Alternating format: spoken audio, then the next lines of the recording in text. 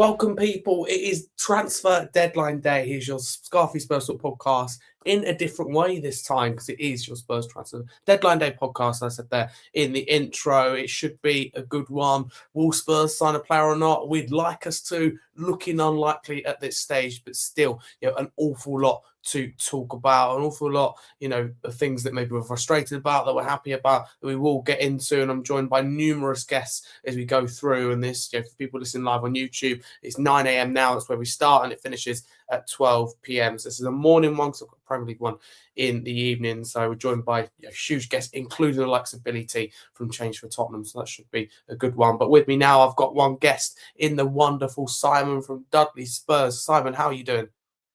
Yeah, I'm good, thank you, Harry. You doing well? Really well. Looking forward to I think we've lost Simon. Deadline day.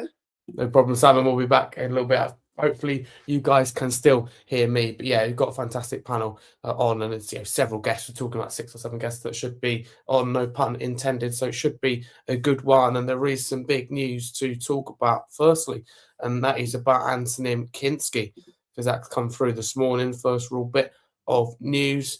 When Simon's reconnected as well, we will add him back. But yeah, the big piece of news is on Kinski, and as you can see there, it's from the Sun Football. They say that Antonin Kinski is set to stay at Tottenham, who are reluctant to loan him out despite interest from West Ham and other clubs. This is big news. It's been in the news in the last few days about a potential swap deal with West Ham for Hermansen, and Kinski going out on loan, which has been frowned upon by the majority of Spurs fans. So yeah, let us know if you're listening, how you feel in the comments below about this one. But he is now expected, at the time of recording, with a few hours to go, to stay at Tottenham and not go out on loan. West Ham are interested. I think it's the benefit of Tottenham to keep Kinski here. Of course, we want him to play minutes, but I do not want West Ham to Manson if we don't swap deal. But even if it was just a single deal and Kinski went to West Ham, we'd be helping, for me, someone that's in a relegation battle and is our rival. Whether you deem Tottenham in that or not, I'll leave that up to you, with your glass half full or half empty. But the reality is we should not be aiding a rival when they're fighting for survival, and it would damage them dearly to go to the Championship. So for me, we should not be aiding West Ham. We should be trying to benefit Tottenham, and keeping Kinski at the club does benefit us. I think we can all agree that sometimes Vicario we're frustrated with, absolutely, and it is an argument. Who is the number one? I think it's very clear, though, that Thomas Frank views Vicario as the number one. Simon, if you can hear me and you're back, what are your thoughts on this latest news from the Sun saying that Antonin Kinski is going to stay at Tottenham? They do not want to loan him out despite interest in West Ham.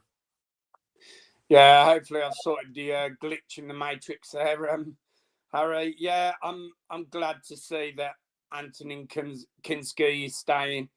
I'm disappointed to see that he doesn't get a start above Vicario as well, to be honest. But I just don't think we could afford to let him go, especially without a replacement second choice goalkeeper there. It's just too much of a risk to let him go. So yeah, I'm glad to see, especially letting him go to West Ham. I think would have been a crazy thing. But yeah, it's good to see he's going to be staying, and hopefully, he can get a few games above Vicario, to be honest, because he's got a lot of potential there. So let's hope he can just live up to it. Hopefully. A big up to Stephen, who's a West Ham fan, in the comments below. Let us know what you think about this. Stephen, will you think you'll get Kinski done despite this report coming in this morning, and whether you want to see him or not? Simon, what's been proposed, across the last few weeks is a swap deal with West Ham for Hermansen. I mean, would you really want to see Hermansen at Tottenham? For me, it doesn't make sense. We're talking about a keeper that struggled at Leicester, is struggling at West Ham, and when all the goalkeepers are fit, he's at least number 2, if not number 3. It just feels like a swap deal that doesn't benefit Tottenham.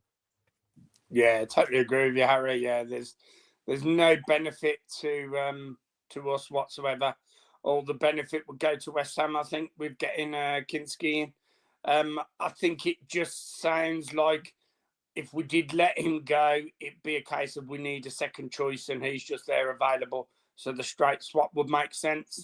I had even seen links with Sam Johnston possibly coming in if we let Kinski go. I mean, what's the point? I know Kinski will want to play regular and have regular starts, and he probably is getting frustrated.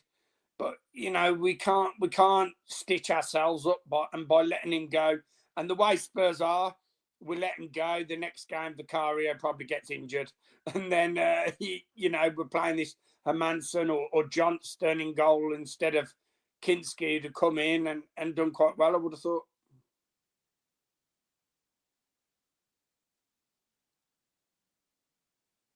I agree with you. Can I get your thoughts on what I'm about to say?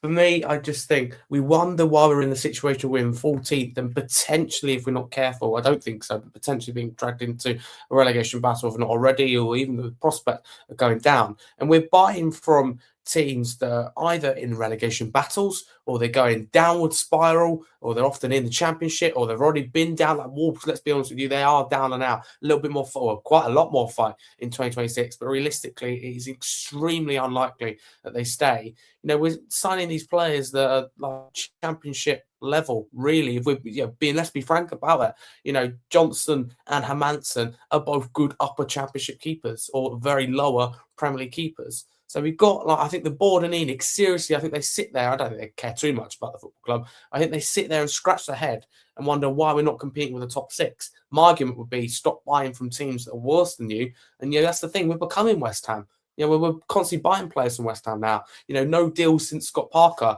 went there from Tottenham to West Ham. No deals then since Mohamed Kudus. Then since Kudus, we're reportedly interested in Somerville. Then Hermansen. Then they want Kinski. It just feels like endless. And again, reports do put two and two together. But do you think we should be buying from bigger clubs like Gallagher, right? Atletico Madrid. You should be buying from that type of profile, that type of club and that type of profile of player.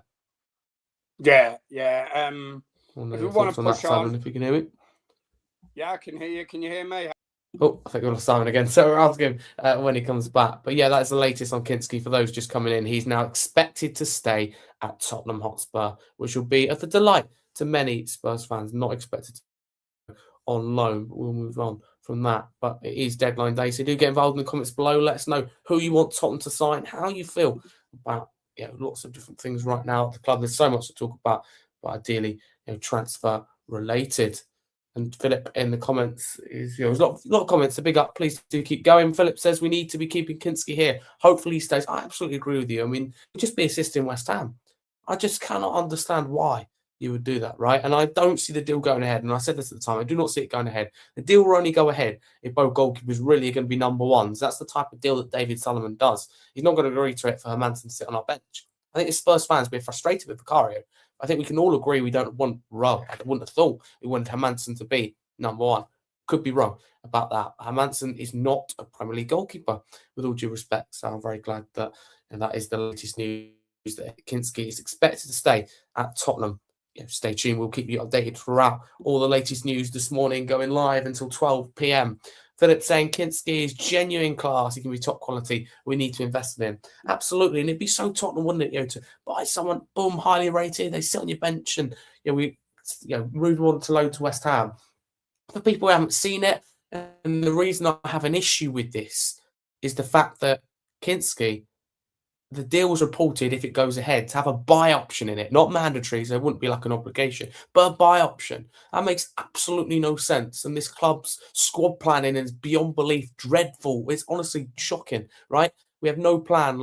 We sell Brandon Johnson. What happens if Kudus gets injured? We didn't plan for that. He gets injured. Boom. Square pegs and round holes, which is Thomas Frank's dealing with. So for me, I get frustrated with this team, and I'm glad that I think pushback from fans would have been a big reason.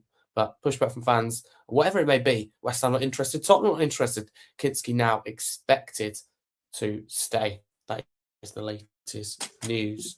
Simon, I believe you're back. If you can hear me, what were your thoughts on what I was saying there about Tottenham need to buy from bigger clubs and need to be more ambitious in the transfer window? Yeah, I totally agree there, Harry. If we need to push on and get to the top four and progress up to there, we definitely need to be signing these established internationals like Conor Gallagher. We can't go buying from Wolves, from a West Ham, with no disrespect to these clubs. But we got Kudus from West Ham, but he was their best player. And but before his injury, he was looking, decent, settled in well. But for us to push on as a club, we can't be going for like a Manson, a second choice, a Sam Johnston, or we need to be paying the wages, and we need to be getting these top names, 60 million pound players, like ENIC 2.0 had promised to us. They said we were going to break the wage structure, start spending more on the players and better quality players. But to be honest, I mean, bar Conor Gallagher, we haven't really seen that yet, have we, Harry? Especially in this transfer window. I've seen it, very disappointing indeed. Philip has left a comment here saying that maybe it was Paratici's idea. He says he's gone now and he's very glad he's been departed finally. Yeah, that's the thing. And Paratici's been involved in quite a lot. We'll get onto it, but not Dane Scarlett, but there's. Well, I think actually Solomon, that's it. Solomon. I knew someone, went to Fiorentina. Of course, that's where Paratici is going. And Fiorentina right now in a relegation battle. So they're deemed a more attractive prospect than Tottenham. Whether you be Italian or homesick or not, I question what's going on at the club. Others will be joining myself and Simon very shortly. But in the meantime, Simon, can I ask you about Raheem Sterling, right? Because there's been some small rumours that Tottenham could be interested. Most of them have been shut down, if I'm honest with you. But I am going to ask you about this because it wouldn't surprise me, I don't know about you, if Tottenham went in for him today. He would be free ultimately. But the thing is, very high wages at Chelsea, and I think there's issues there. But for you, would you want Tottenham to sign Raheem Sterling or stay well clear? 100 miles clear of him, Harry. If I'm honest, I think he's past his best. But like yourself, I do think as the transfer window drags on today, and as we get closer to the deadline, if we haven't done anything, it does seem the type of move that Tottenham would do. They would jump in to get a Raheem Sterling on a free, because obviously you've not got to what's the word? You've not got to talk with another club. He's there available, so you're just talking direct with him. So I hope they stay steer clear, but I've got a sneaky suspicion that if we haven't done any business, just because they think it would appease the fans, that possibly they would get Raheem Sterling in on a free transfer. But I mean, like, it'd be a stopgap for a couple of months. But I mean, next season you wouldn't see him getting into the team, then, would you? No, you wouldn't. That's the thing. I mean, who do you think you end up going to? Because the general consensus, the feeling is that he stays in the Premier League. I'm just trying to think who he would go to. I would say someone like Fulham before they signed Oscar Bob. I'm thinking that kind of level, right?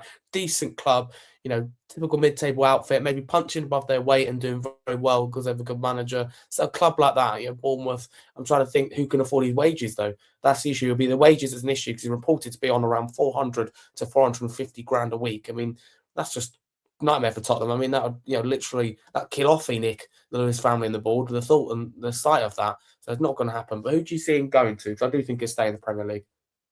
I think his wages will be a massive stumbling block for even a lot of club like Fulham and that. But I mean, if you had to choose a team, I could possibly think you did mention them there, Bournemouth, because obviously they've lost Semenyo to Manchester City. Semenyo's gone.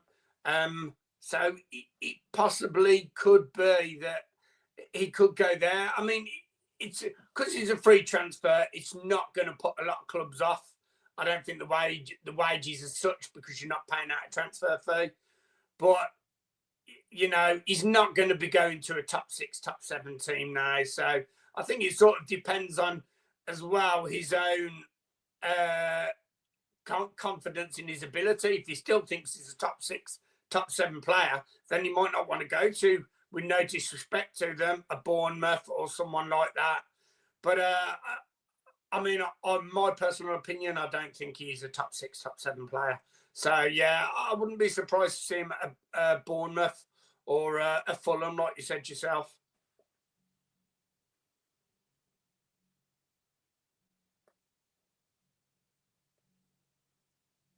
Okay.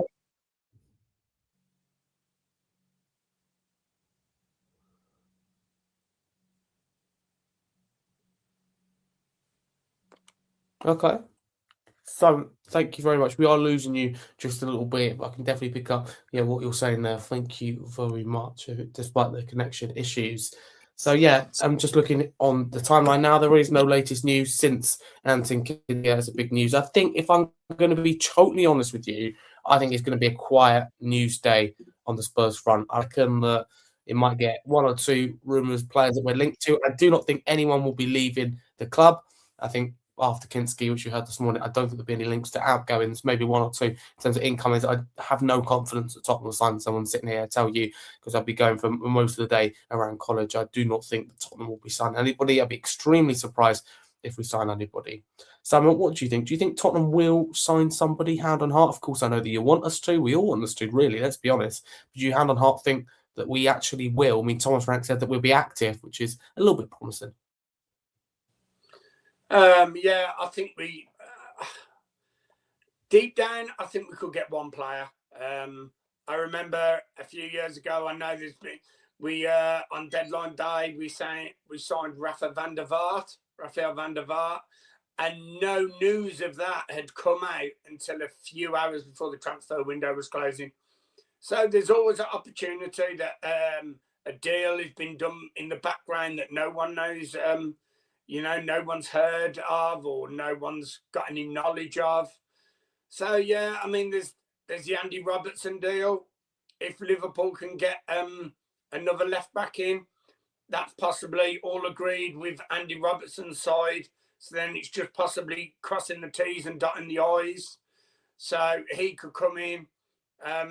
There's obviously been rumours about John Duran has been linked with us, possibly a loan. A player I would absolutely love, Harry, is a Magnus Akliouche. I would love him to come. But once again, the issue with leaving it this late, I mean, obviously there'll have been talks beforehand, but the club that are losing the player will always want to replace the player, especially obviously in January. So you're just not giving them much of a window to be able to replace the player you're after.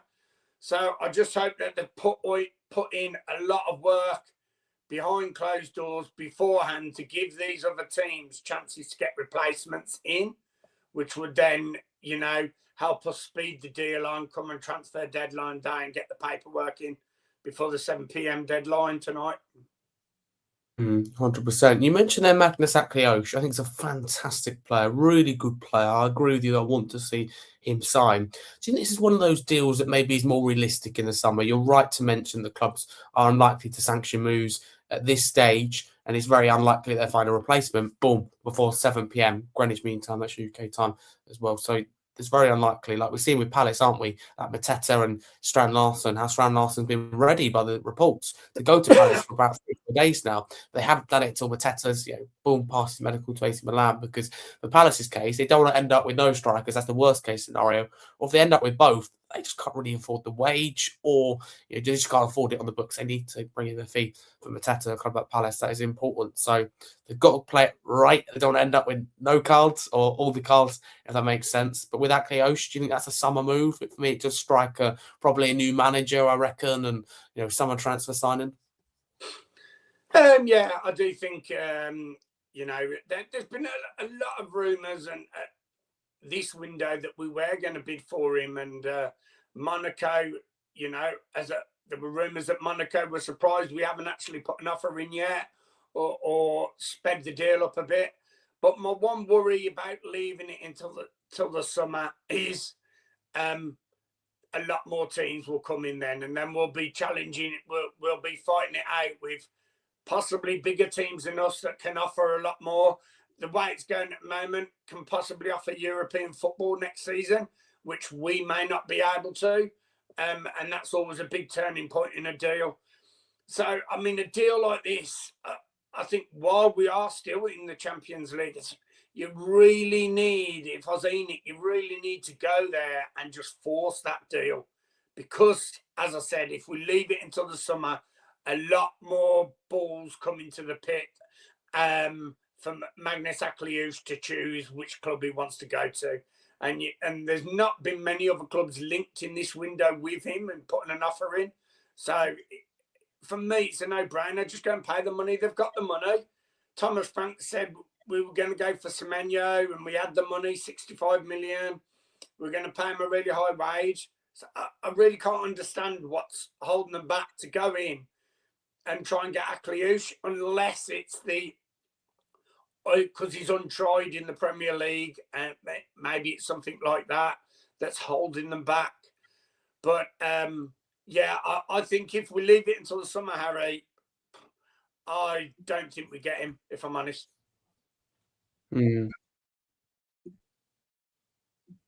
No, I agree with you. That's the thing. And Tottenham dither and dather.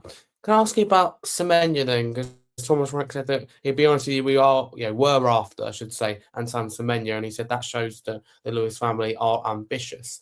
I'd argue it doesn't, because you didn't get it over the line. Ambition is, you can say one thing and want one thing, but you have to deliver the other. And I think this club are very good at talking the talk, they don't walk the walk. That's the reality. So, Sam, what do you think of that? Do you agree with Frank that that does show ambition, that we are after a player? I mean, we seem to be like, admiring FC at this point. Or do you think that, it doesn't because he didn't get it done?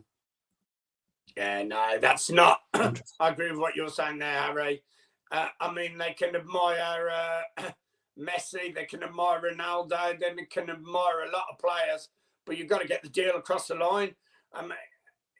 It's no point in just like trying to spread rumours or put rumours out there or put a bid in just to make it look like you're trying, and that's to appease the fans, to be honest.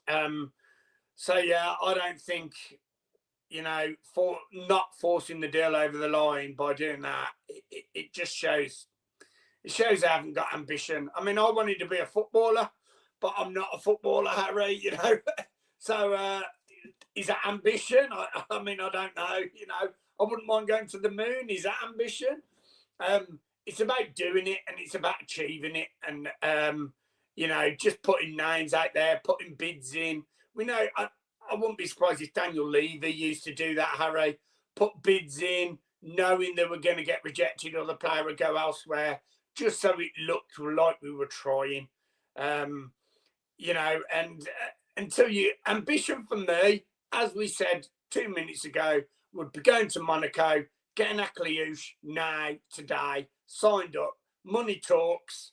If you're ambitious, go and get that deal over the line.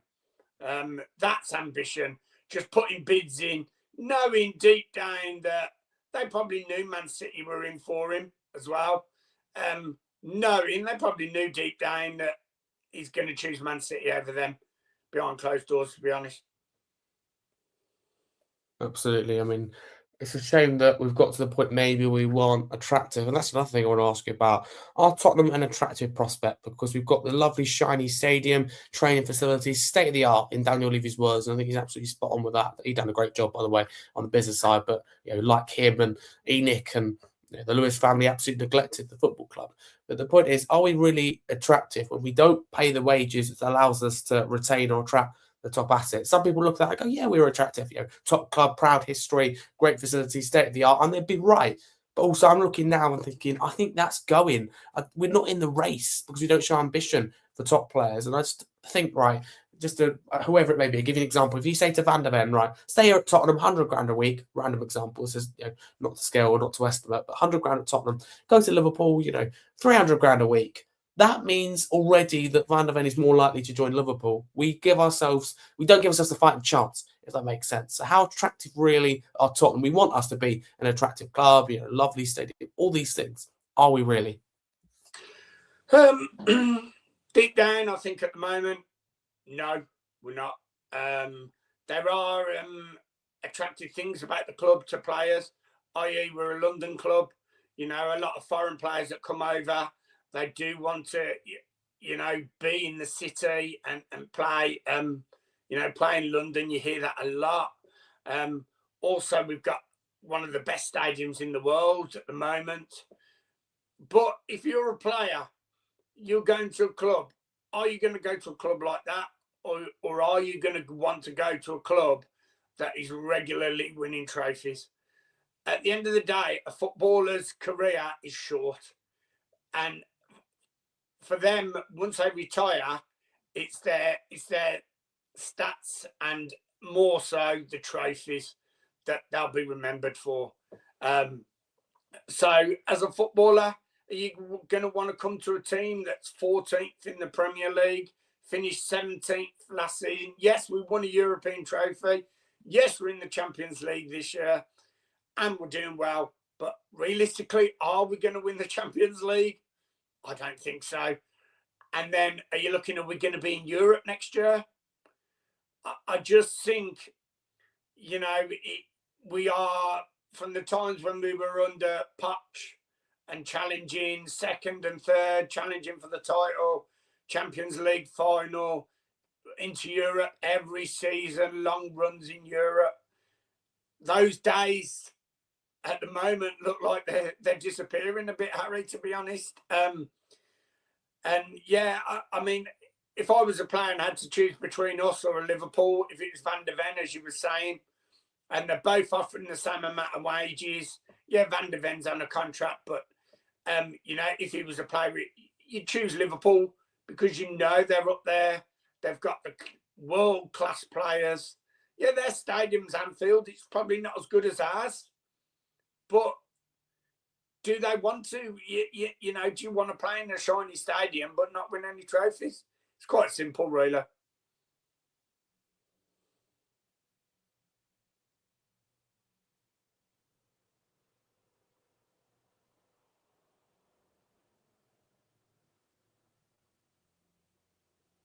And I think Harry has left us.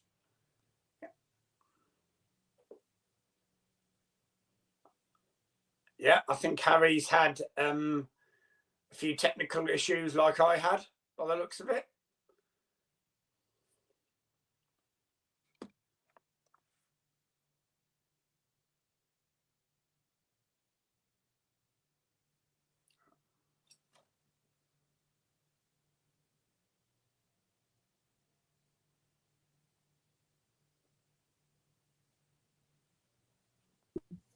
Sorry, I lost connection. No, you're all right. I heard exactly what you said. I thought my technical issues were catching there, Harry. No, I know they're passing it on, but no, I completely agree with what you're saying. By the way, I think you're absolutely spot on. That's the frustrating thing. I just get annoyed at the club. I'm like, come on, we need to be a more attractive prospect. But can I ask you about City and get on to why I am, and because this is a transfer deadline day stream, because I want to speak about, of course, that first half and whether that shows that we need players to talk about the bench, etc. But firstly, on the game as a whole, what did you make of it? Very much a game of two halves. Yeah, it's definitely, as it has been the past few months. To be honest, Harry, a game of two halves, we just can't seem to string 90 minutes together constantly. But yeah, I was fortunate or unfortunate, whichever way you look at it, not able to go to the game yesterday. So watched it on TV. And that first half, it just looked like from the first whistle, the players didn't want to be there. They'd admitted defeat before they'd even kicked a ball. This is in my opinion, obviously. The only player from the first half who you could see trying and putting effort in my opinion, was Xavi. Xavi looked really good the whole 90 minutes. You come out, that I was hoping we'd go in 1-0 down. Obviously, we conceded the second just in injury time of the first half. I did expect us to come out a totally different team because it seems a regular occurrence now with Tottenham at the moment. And that second half was just chalk and cheese compared to the first half, wasn't it? It was, I think at the end of the game, you could say we were unfortunate not to win that, to be honest. And yeah, I just don't understand why we can't get 90 minutes out of that team. I really don't know whether or not it was the change in formation. He was forced to make the substitution at halftime with Romero ill. So maybe it was the change in the formation going to the 4-4-2 that changed it. But I just think it was, I wish I could put my finger on it, Harry. I mean, I don't know if you can. Why can we not perform for the whole 90 minutes. So frustrating that you can't do it for 90 minutes, as you said there. Because like you play like that in the second half, across 90, it's a completely different situation. I mean, players. let's be honest, Harry, with that first half as well. Manchester City didn't have to come out of first gear either, did they? Really? No, they didn't. It was. We couldn't have come out that second half and played any worse, to be honest. So anything would have been an improvement. But I mean, I just don't know what is going on with the club I love with all my heart. I just don't know where it's going. I've never felt, since probably in the mid to late 90s, before you were born, probably, Harry, obviously. Yeah. But I've never felt so distant from my football club as I do now, to be honest. It's just shocking what's happening. Yeah, thank you to the passion there. It's just incredibly frustrating and where we're going. And I want to be positive because that's the way I am. But I look at us now and go, do I really see us going up or down the table? And I just think our problems lie so much deeper than Thomas Frank. It's not to say that he isn't a problem or has made mistakes. But on yesterday, that second half, to focus on the positives, like the first half was spineless. Put it that way. I don't see it was spineless. We had no one available with spineless. But are you impressed and almost difficult to say with this at Spurs at the moment, but almost proud of that second half of Frank, but in particular the players, for what they delivered, because we were down to, well, with Romero coming off half time, really just 11 to 12 senior players fit, and with the 12 to 13 players out, that's a huge chunk unavailable and very little available. It felt we were down to the bare bones, square pegs and round holes, right? Paulini at centre back, Gray at right back, Xavi Simons stuck out on the left-hand side rather than in the 10. Do you think we coped well with that in the second half? What we had wasn't a lot, and I just thought we fought well, and this is one of the best teams in the world, so I was really proud of that second half. Yeah. I mean, the players, they gave it their all that second half, didn't they? I mean, I do, part of me, I am on towards, I think, Thomas Frank. I think he'll probably be there till the end of the season. I think, and then we'll make a change, if I'm honest. But I do, and I agree with that. I do think, we need to make a change.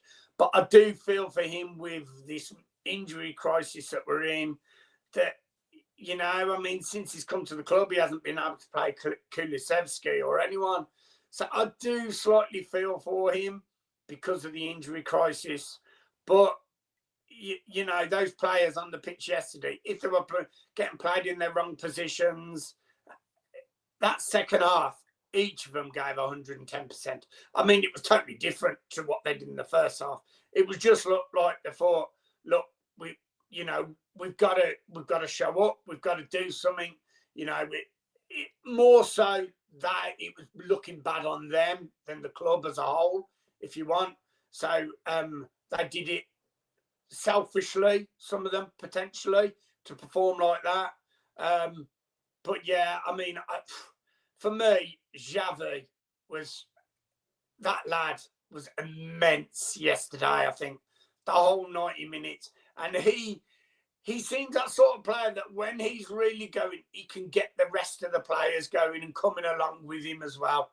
So I was very proud, and on a positive note, like I said, I felt we should have won that game in the end, and we could have. So it gives us something positive to go into against Manchester United on Saturday morning. So,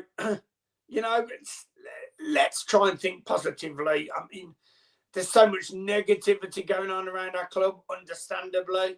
But we finished on a positive note at the end of that game yesterday. The players were applauded off. Totally different to, obviously, the end of the first half, which understandably they were booed off. So, let's go forward with a bit of positivity. Obviously, it's dependent on the transfer deadline, transfer window today. A signing would add to that positivity. But, those players, they're still trying for Thomas Frank. I think you could see that in that second half, couldn't you, really? I was going to ask you about that. I completely agree that shows that they are behind him. And I think whether we like it or not, Frank's going to be here till the end of the year. I think we said he's going high-fiving fans down the tunnel. But the thing is, that first half for me, and I talk about square pegs and round holes. I know we could talk about it forever, but surely we have to do something today. There should be no situation we're playing someone like Paulinho, with all due respect, a great player, but doesn't have the pace at centre back, and it just feels like we're down to the bare bones. Thomas Frank's got the academy he could turn to. That's very important to mention. I just feel like now the football club's been neglected, and I get we've got 12 players out. I'm not asking the club to sign 12 players to replace them.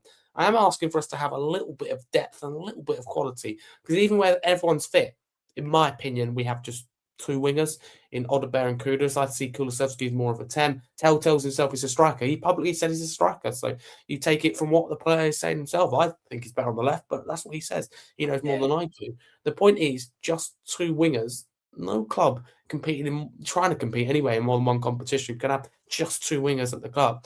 I feel like we've got very limited resources for the club that we are. So for you, do you think that bench that we saw, the lineup we saw, the first off experience is perfect evidence that we need more in the transfer window? Oh, yeah. I think, to be fair, I think every club would want more, but we definitely do.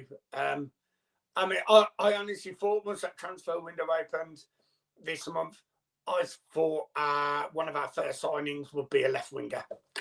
I mean, we've been crying out for that left winger for the most of this season, haven't we, really?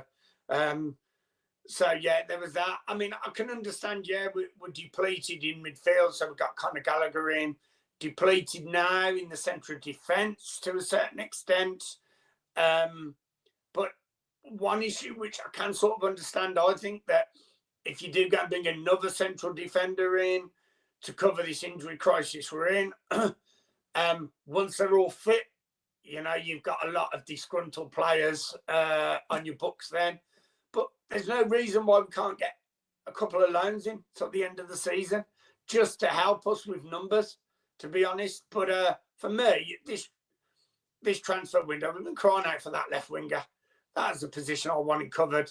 But maybe they're just not prepared to go for third or fourth choice. If they can't get the first or second choice, they're going to wait until the summer and then go for that. Maybe where I think with Daniel Levy, we've seen in the past transfer windows when he was in charge, if you couldn't get first or second choice, we'd end up with 25th and 26th choice, like Ryan Nelson and Louis Saha all those years ago under Harry Redknapp. So maybe that's what the club's doing, but at least get a couple of loans in of players that can at least, boost the numbers to a certain extent. Okay, thank you very much. I think some really good points there, Simon. I completely agree with you. Dustin, welcome on. I was going to say good morning, but I'll ask firstly what the time is in Singapore, because I know, of course, it's completely different. Oh, it's the first time I'm doing this during the day, so it's 5:42 in the evening now. Okay, that is the first at that time, I believe. So, no, good stuff, Dustin. Thank you very much. Can I ask you, before we get into all things transfers, and it is related because we were down to the bare bones yesterday, what are your thoughts on that Man City and Tottenham game? Absolutely crazy. Game of two halves, and be fair to say. What are your thoughts after 90 minutes? I think that after 90 minutes, you kind of saw. I think that you can see the state of the squad just looking at the bench, right? If you look at the bench and you see more than 3 youth team players there, we've got problems. We were even struggling to put a lineup to begin with. Overall, I think that it kind of shows the issues that we've had squad building. Dragusin was at fault for pretty much both of the goals, and I think that I don't want to pile on Dragusin. I think that he's back from injury and he's been thrown into difficult fixtures, but it's also how the signing of Dragusin to begin with was never really a fit for the way that we want to play. He's a great box defender, and if you're going to be playing 2 banks of 4 and defending for your life, then he'd be the perfect centre back for that. But the impression I have is that, if you want to possess the ball, if you want to build up from the back, then, Dragusin is about as far from that profile as you would want for that. I completely agree with you. And again, me and Simon were talking about, for a while before you both come on, about 45 minutes, about just the club, how you just got the squad planning is just horrific. Honestly, the players that we sign that aren't right. And then we're linked to players like Sam Johnson, Hermanson, looking to loan out Kinski. And I'm thinking the club will, I promise you right now, as we're speaking, we'll be sitting there scratching their head, wondering why we're sinking ship ultimately and why we could potentially, if we're not already, be in a relegation battle. I'm like, stop buying from relegation clubs, stop buying players that are not the right profile. Just feels incredibly frustrated. But Dustin, thank you very much and appreciate you coming on. Joseph, thank you very much for coming on as well. Great to have you this morning. So good morning to you. How are you doing? Yeah, I'm good, thank you. A bit disappointed not seeing any kind of transfer news on Spurs. I think it's quite frustrating. I mean, it's not like I'm kind of expecting anything. I really wasn't. But it's still just, it's kind of confusing, I think, at this point. We're just no kind of movement at all. And I doubt we're going to see anything before the deadline of 7 p.m. It's not even that far away, to be honest, at 7 p.m. So, yeah, just, it was a confusing game last night against City. The first half was awful, but the second half was really impressive. But it didn't change the fact that we were still in a position where the ownership hasn't done enough transfer-wise, and we're going into the rest of the season quite light, especially with all the injuries that we've picked up. So, yeah, I'm quite disappointed in the transfer, definitely in the transfers, and yeah, I mean, again, we've got a couple of hours left. Who knows if something happens? But I feel like Thomas Frank has said the same thing every single press conference, saying, "Oh, we're trying really hard in the transfer window," and it's like, well, are we? Because we haven't done a thing, and this club the squad is in disarray right now. When you look at the injuries we've got, you look at the situation we're in, you'd think we would have brought in somebody. I understand this whole thing of, you want to bring in the right players, and I get that.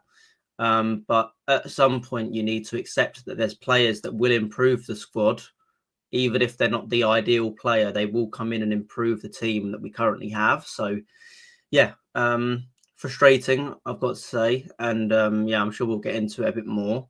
But, yeah, it's definitely a confusing one. And I'm sure it's one that a lot of fans are unhappy with. Absolutely. And Joseph, do you agree with me that, I mean, I think Thomas Frank's been stitched up, don't get me wrong, but him saying that, well, he broke a rule in his eyes, his words, saying that we're after a play. You very rarely hear a manager be that honest. So, I do appreciate that. But for me, it does not show ambition in the slightest, really, that we're after Semenyo. Showing ambition, follows your words, really. And this club, a great example of the PR talk. They give all this talk, but they have nothing to follow up. He's right, Vinai sitting there going, all the problems. And really, he's probably just gone through social media or gone through what Spurs fans are thinking, because all the things he says we agree with, but none of them are changed. He's had an opportunity months now to change it and had a transfer window to change it. To me, ambition is we go and sign Semenyo, we put a bid in for Semenyo, we fight it till the very end. To me, it's not an ambition that we admired him, surely. Well, the way I look at it, in terms of, I mean, Vinai's kind of shot himself in the foot, really, with that whole, what he put out in the program, just kind of it feels a bit like gaslighting now. Saying what we're going to be doing, we want to spend money, we want to do this. And I understand, most the bulk of that will be done in summer windows. But the fact is, right now, Tottenham are in a tough position where they needed players, with the injury record we've got. And again, none of these players are coming back soon. A lot of these players are out for long-term, with long-term injuries. We needed some players to come in now.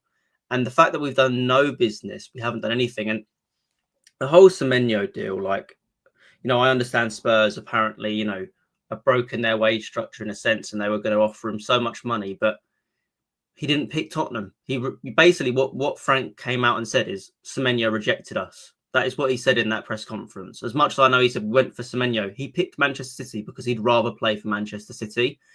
And that's becoming a very common thing. I mean, it's been a common thing for us for a long time, but even if you look in the last two windows, the Gibbs White one was a bit of a mess either way. I mean, I don't think he rejected Spurs, but still, You had Eze, who rejected Spurs and went to Arsenal. You had Mbeumo reject Spurs and go to Manchester United. Now you've had Semenyo reject Spurs and go to Manchester City. And there's other ones. Nico Paz rejected Tottenham, stayed at Como, and knows he's going to be now going to he's now going to go to back to Real Madrid. So it's Tottenham have got a history of this, and okay, we can be in for Semenyo and we can appreciate Semenyo. But if Semenyo had no intent of joining Tottenham, what's the point? What's the point of appreciating a player? We could appreciate Kylian Mbappe. He's never going to join Tottenham. So you've also got to learn to find players that will actually appreciate the idea of coming to Tottenham and want to join them. And, as soon as we heard that Manchester City and Liverpool were interested in Semenyo, straight away I was thinking, well, he's not coming to Tottenham. So let's move on. You got to go and find a player that will come and make an impact at Spurs. So to me, the whole Semenyo thing, it meant nothing, because I understand why he didn't want to join Spurs. I can't blame him for not wanting to join Spurs right now. So again, it's just, go on. We were on about that earlier. We're just not an attractive option anymore. If we're going against a Liverpool or Manchester City, a footballer has such a short career. They want to win trophies. And you're going to go to Tottenham, or you're going to go to Man City or Liverpool. It's an obvious choice. And then the only players that we seem to become first choice to are the teams that teams like West Ham or Fulham or are challenging us as well. Then they'll come to us. But when we're up against a Manchester City, a Liverpool, even a Man United now, even though we beat them in the Europa League final, they're going to choose them over us. Yeah, I mean, Mbeumo picked Manchester United over Spurs. I mean, I know he picked United over a couple of teams, but still, we went in for him. And again, with the Semenyo one, there was reports saying that Spurs were offering the best wage packet than any team. Yet he still picked the other teams to join. And again, I can't blame him, because Manchester City, where his career could go at Manchester City is up here with Spurs. You don't know what's going to happen to his career. And I love Semenyo. I think he's unbelievable. I mean, again, he proved it. He scored yesterday as well. I think we were all expecting that, to be honest. But he's an unbelievable player. But again, I cannot sit here and blame him for not wanting to come to Tottenham. I cannot. And it's a shame that that's the state we're in. But the problem is Tottenham have got to mitigate that. We've had this kind of problem for a long, long time. And we need to get some players in. And the fact is, we've been linked with players. John Duran is one player. We've been linked with Aki Alouche. We've been linked with, a bunch of different players. Marmouche as well. Any of these players will be massive upgrades on what we've got.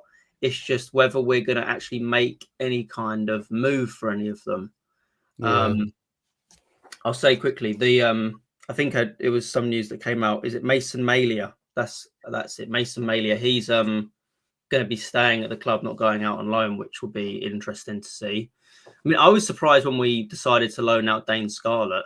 I don't know how anyone else felt about that. Not because I'm not saying I think he probably isn't good enough long term for Tottenham, but he's actually been involved in the first team somewhat this season in terms of being on the bench in important moments. I'm surprised that they were willing to just let him go with how little the numbers are and how weak we look, especially in attacking options. I was surprised they were willing to just let him go like that when they haven't really got any other too many striking and attacking options.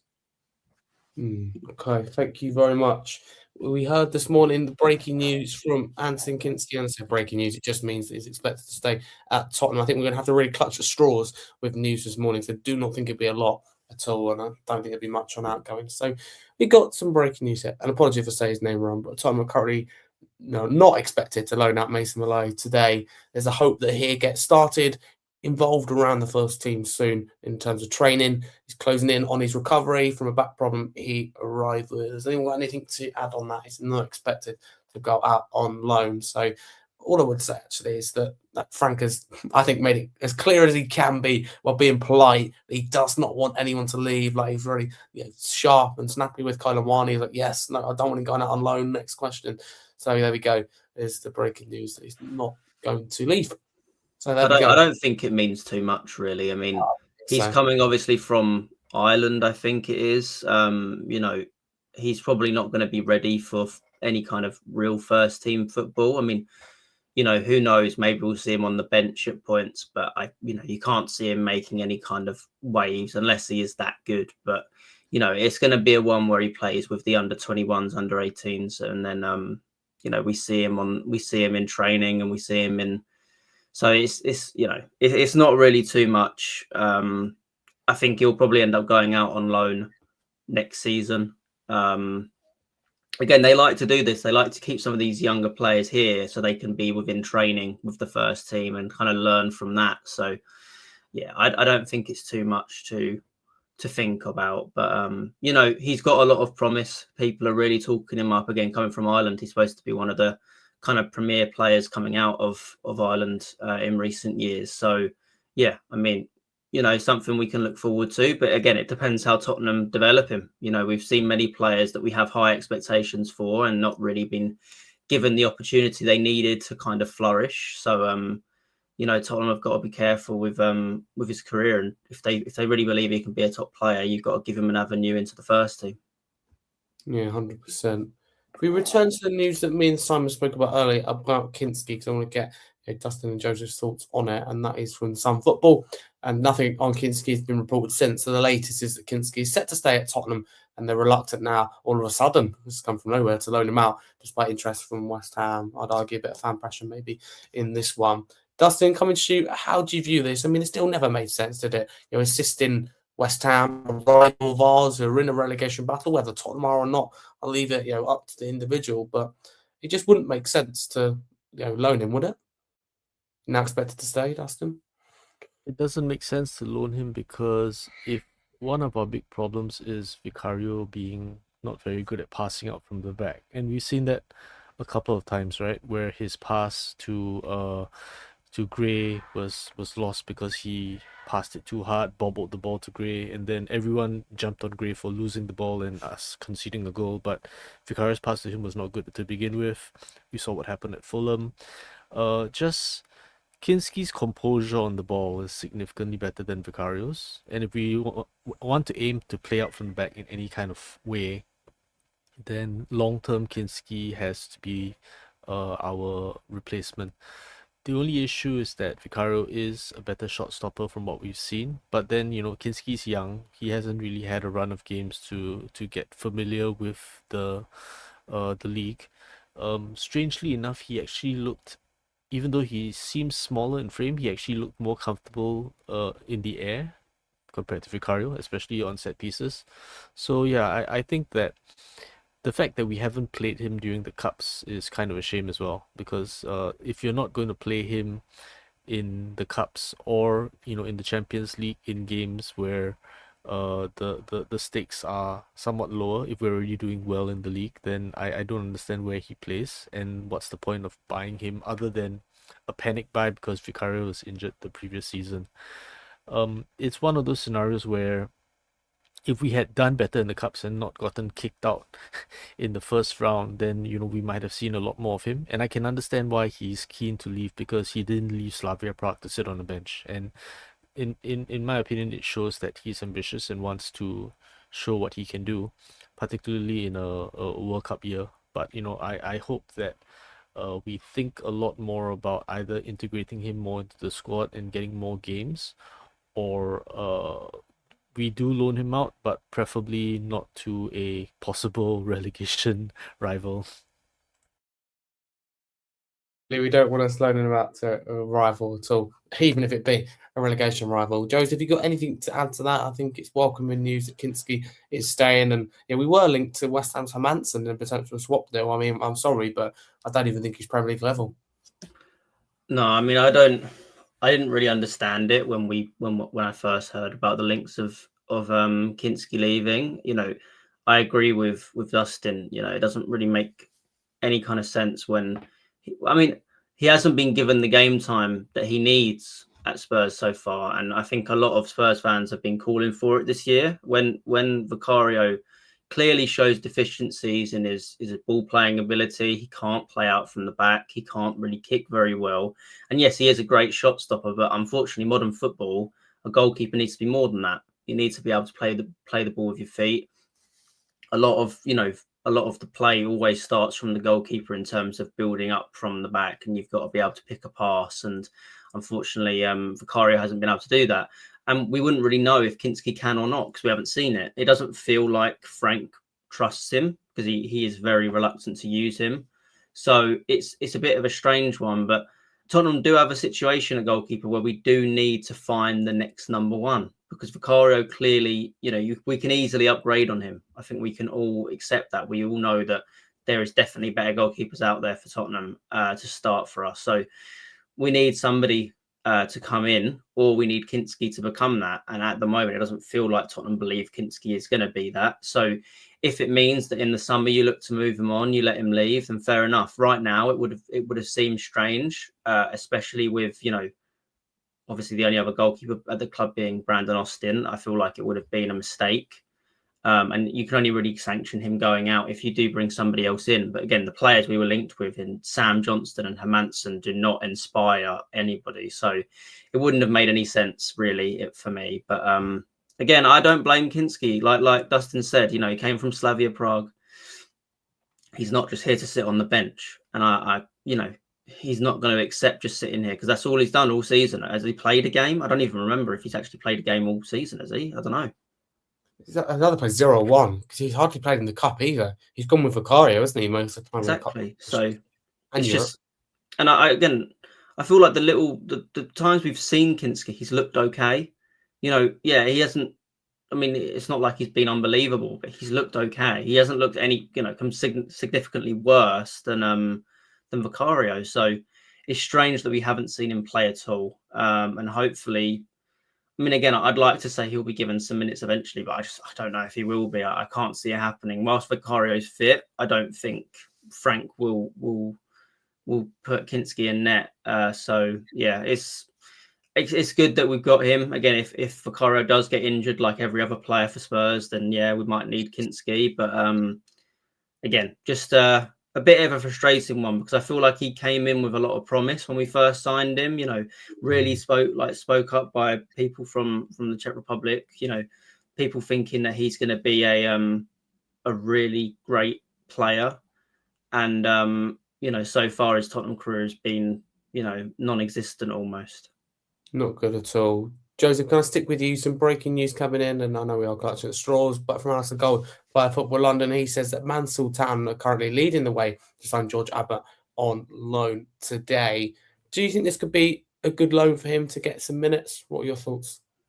Yeah, definitely. We've got a bunch of players kind of in those lower league with loans. We saw Damola Ajayi go out, kind of move to another team on loan, and we're seeing it with a couple of players all getting loan moves, which is important. They need that experience. It's just whether they can, they need to really take that opportunity, and then we need to really assess if they're going to be good enough to come back to Tottenham and make an impact. And unfortunately, a lot of these players recently haven't. We're seeing it a lot more now where we're allowing these players to go to these clubs with options to buy or possibly just letting them go permanently. So it'll be an interesting one with Abbott. He's had a couple of loans now. I think he was at Wickham, obviously Notts County as well. So he's played in different teams, and it's we need him to kind of, obviously it doesn't feel like he's ever really made any of the midfields his. Same with players like Tyrese Hall, another one who's out on loan. We need him to kind of make, we need him to dominate that league, because that's what will prove that he can maybe do it at a high level. Unfortunately, we haven't seen that from any of our players. I know they're obviously young, but again, it's at this point that we need to see that. So it's another one that, again, I feel like people had a lot of promise on, and maybe he still has a future at Spurs, but the fact that he keeps on going on loan to different clubs doesn't fill me with too much confidence. A bit like this whole thing with Dane Scarlett. We've seen him at so many different teams on loan now, and it feels like his career at Tottenham is starting to disappear. So, I mean, hopefully we'll be wrong on George Abbott. But for now, yeah, it's a good loan. Again, another Football League side. But again, he's got to really start kind of making that midfield his own. He's got to make, kind of dominate that league if he wants the chance of playing in the Premier League. Absolutely, I totally agree with that. Dusty, you got anything to add with George Abbott? I agree with what Joseph's saying. It makes sense as well, and he's not going to get the minutes here. do you think about this going to Mansfield? And any player that isn't going to get minutes should just go out on loan. So, I mean, I can see why Tell wants to go out on loan because he's barely getting minutes, and that's kind of a bad scenario for him. Essentially, any player that comes here, if like, and this is how we have had a few seasons where we've actually lost a lot of youth players, right? Where we have them around the squad.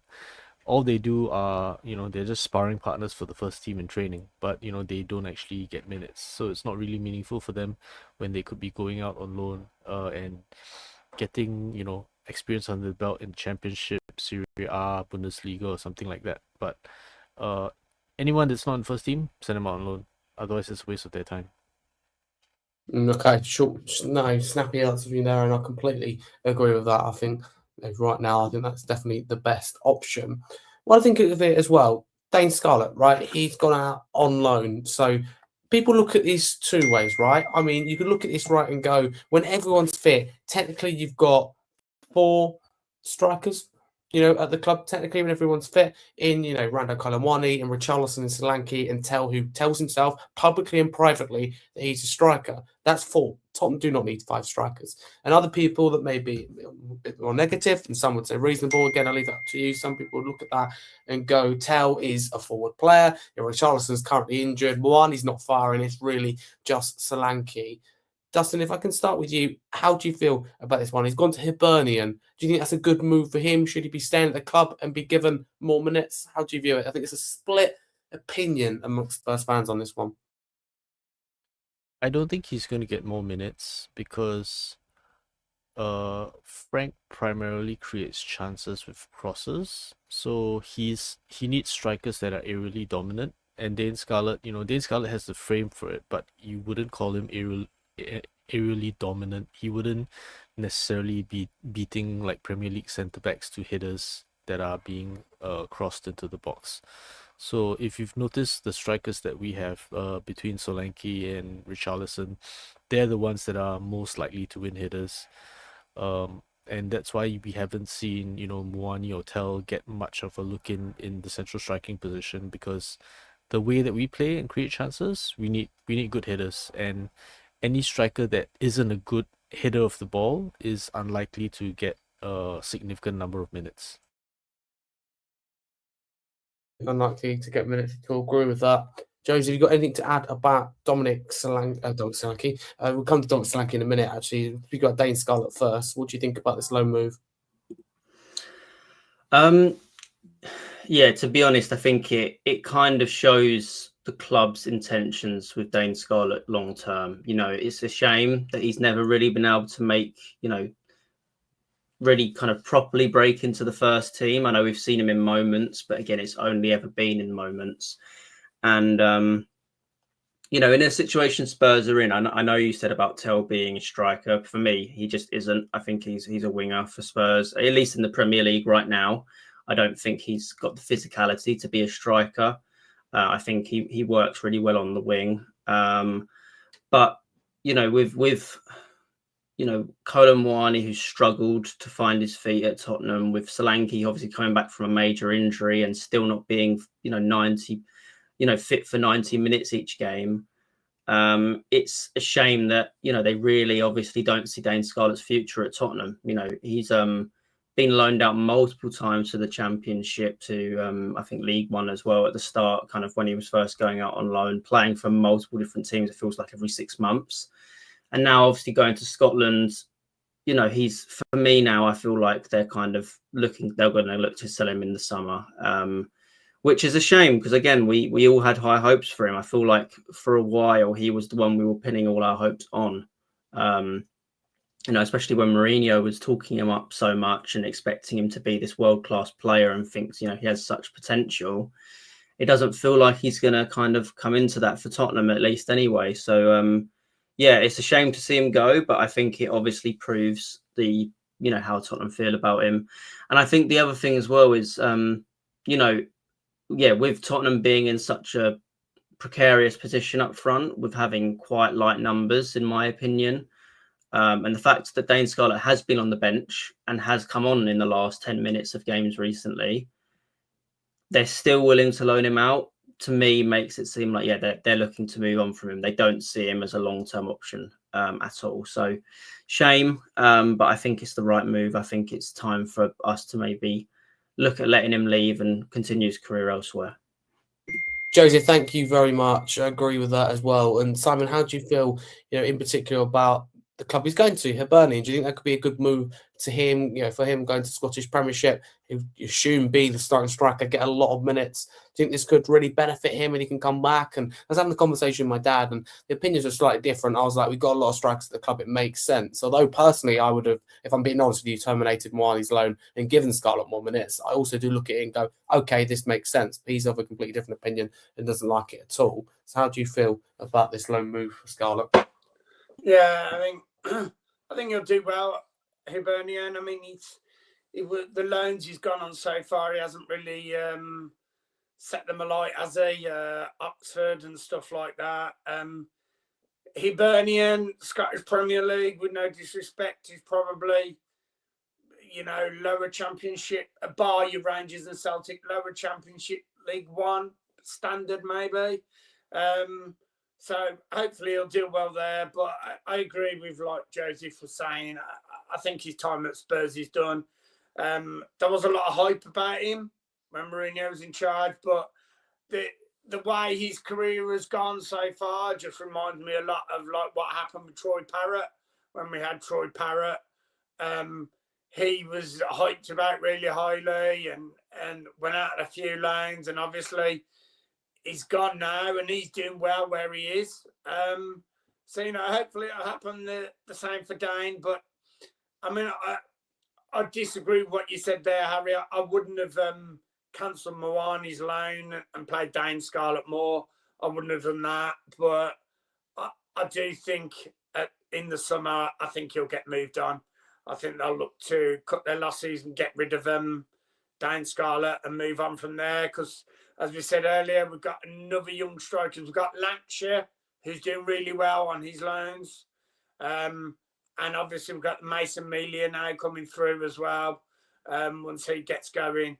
So, yeah, I think they'll cut their losses. But, who knows? He could set the ground light up at Hibernian and change his career. But, best of luck to him. That's all I can say.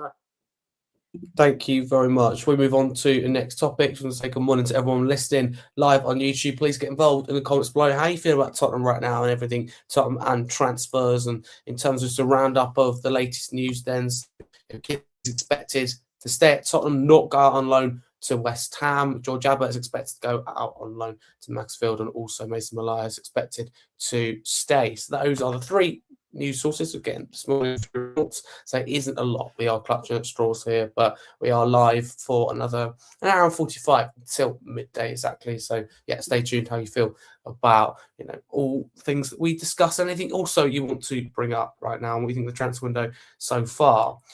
So I'm going to ask you all and go around one player that you want us to sign, of course within reason, so not Mbappe, etc. But one player realistically, even if you don't see it happening, you think is within reason for Tottenham to sign.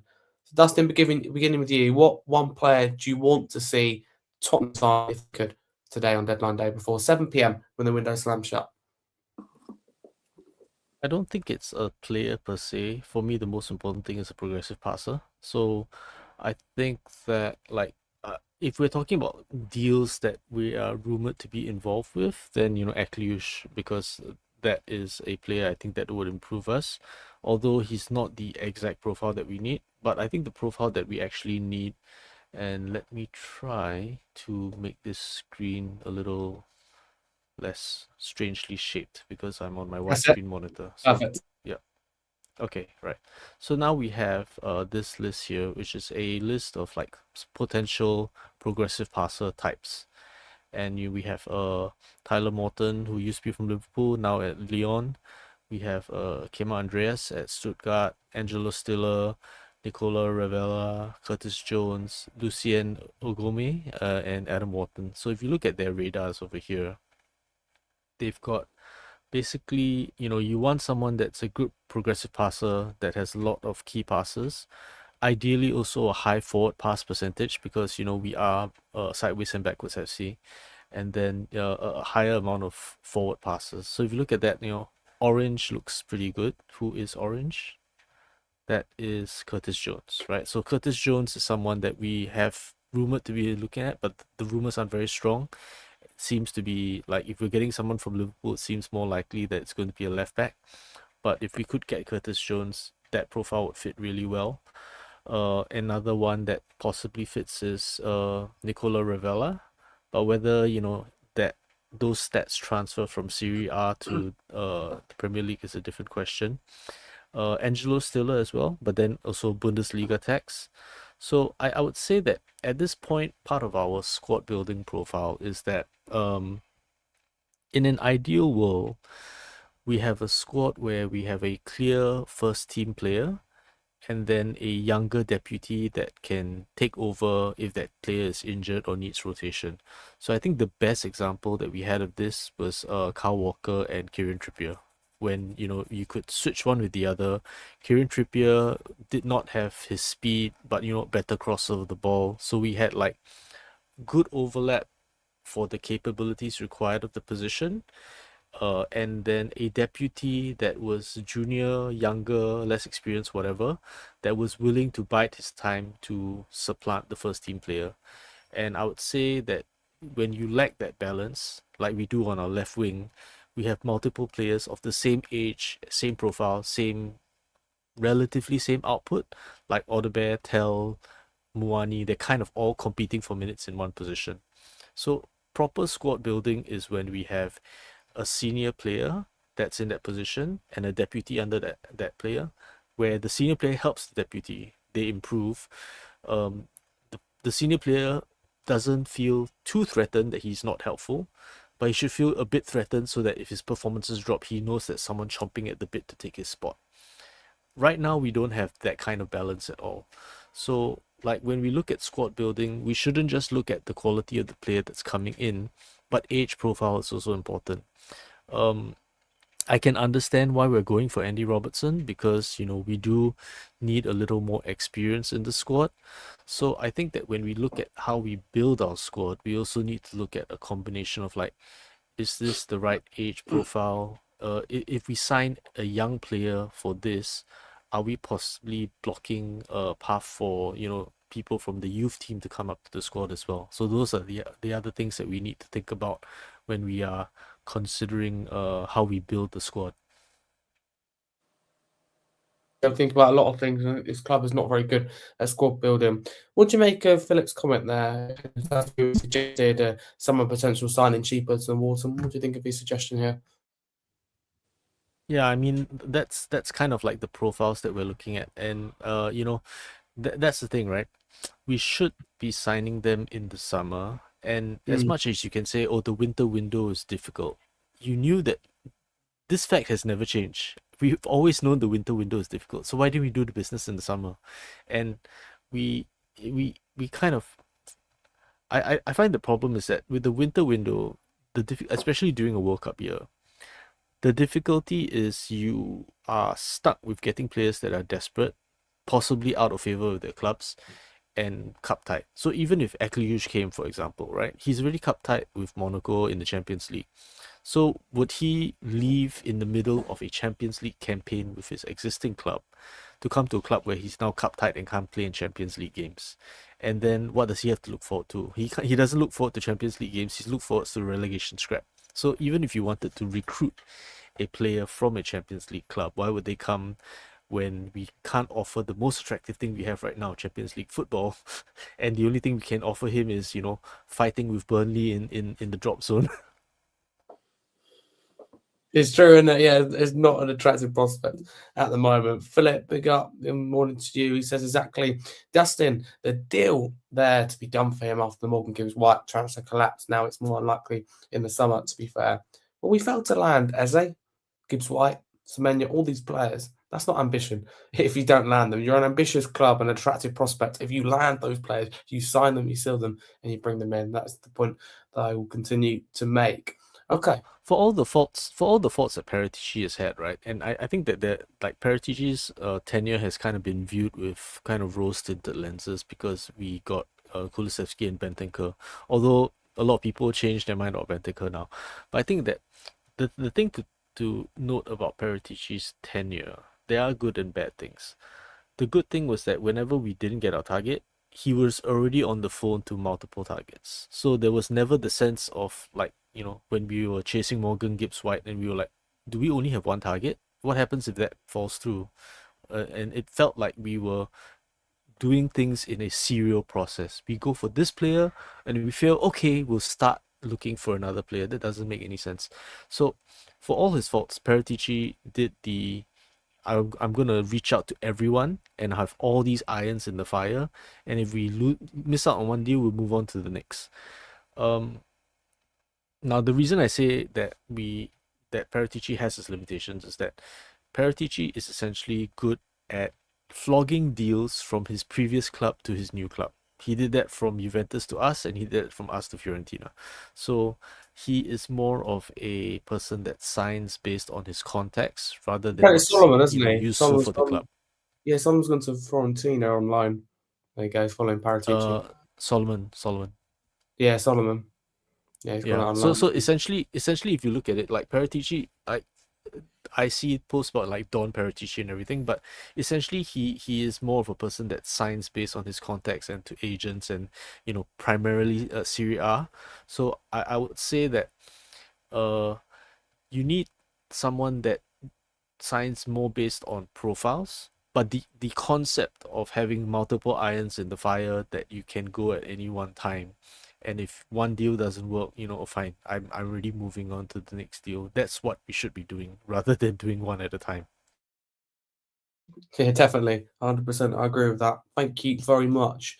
Earlier on X, deliberately this morning, put out a post saying who would people like to see Tottenham sign today. And it's got a few replies. So I want to go through them and get the panel's thoughts. First one suggested this myself, that made me laugh actually. But this first serious one is John Duran. Simon, what do you think about this? Of course, was that Aston Villa goes to Saudi for big money. Would you like to see John Duran at Tottenham? Do we need another striker? I'd take him. I think he'd be on loan. I'd definitely take him, Harry.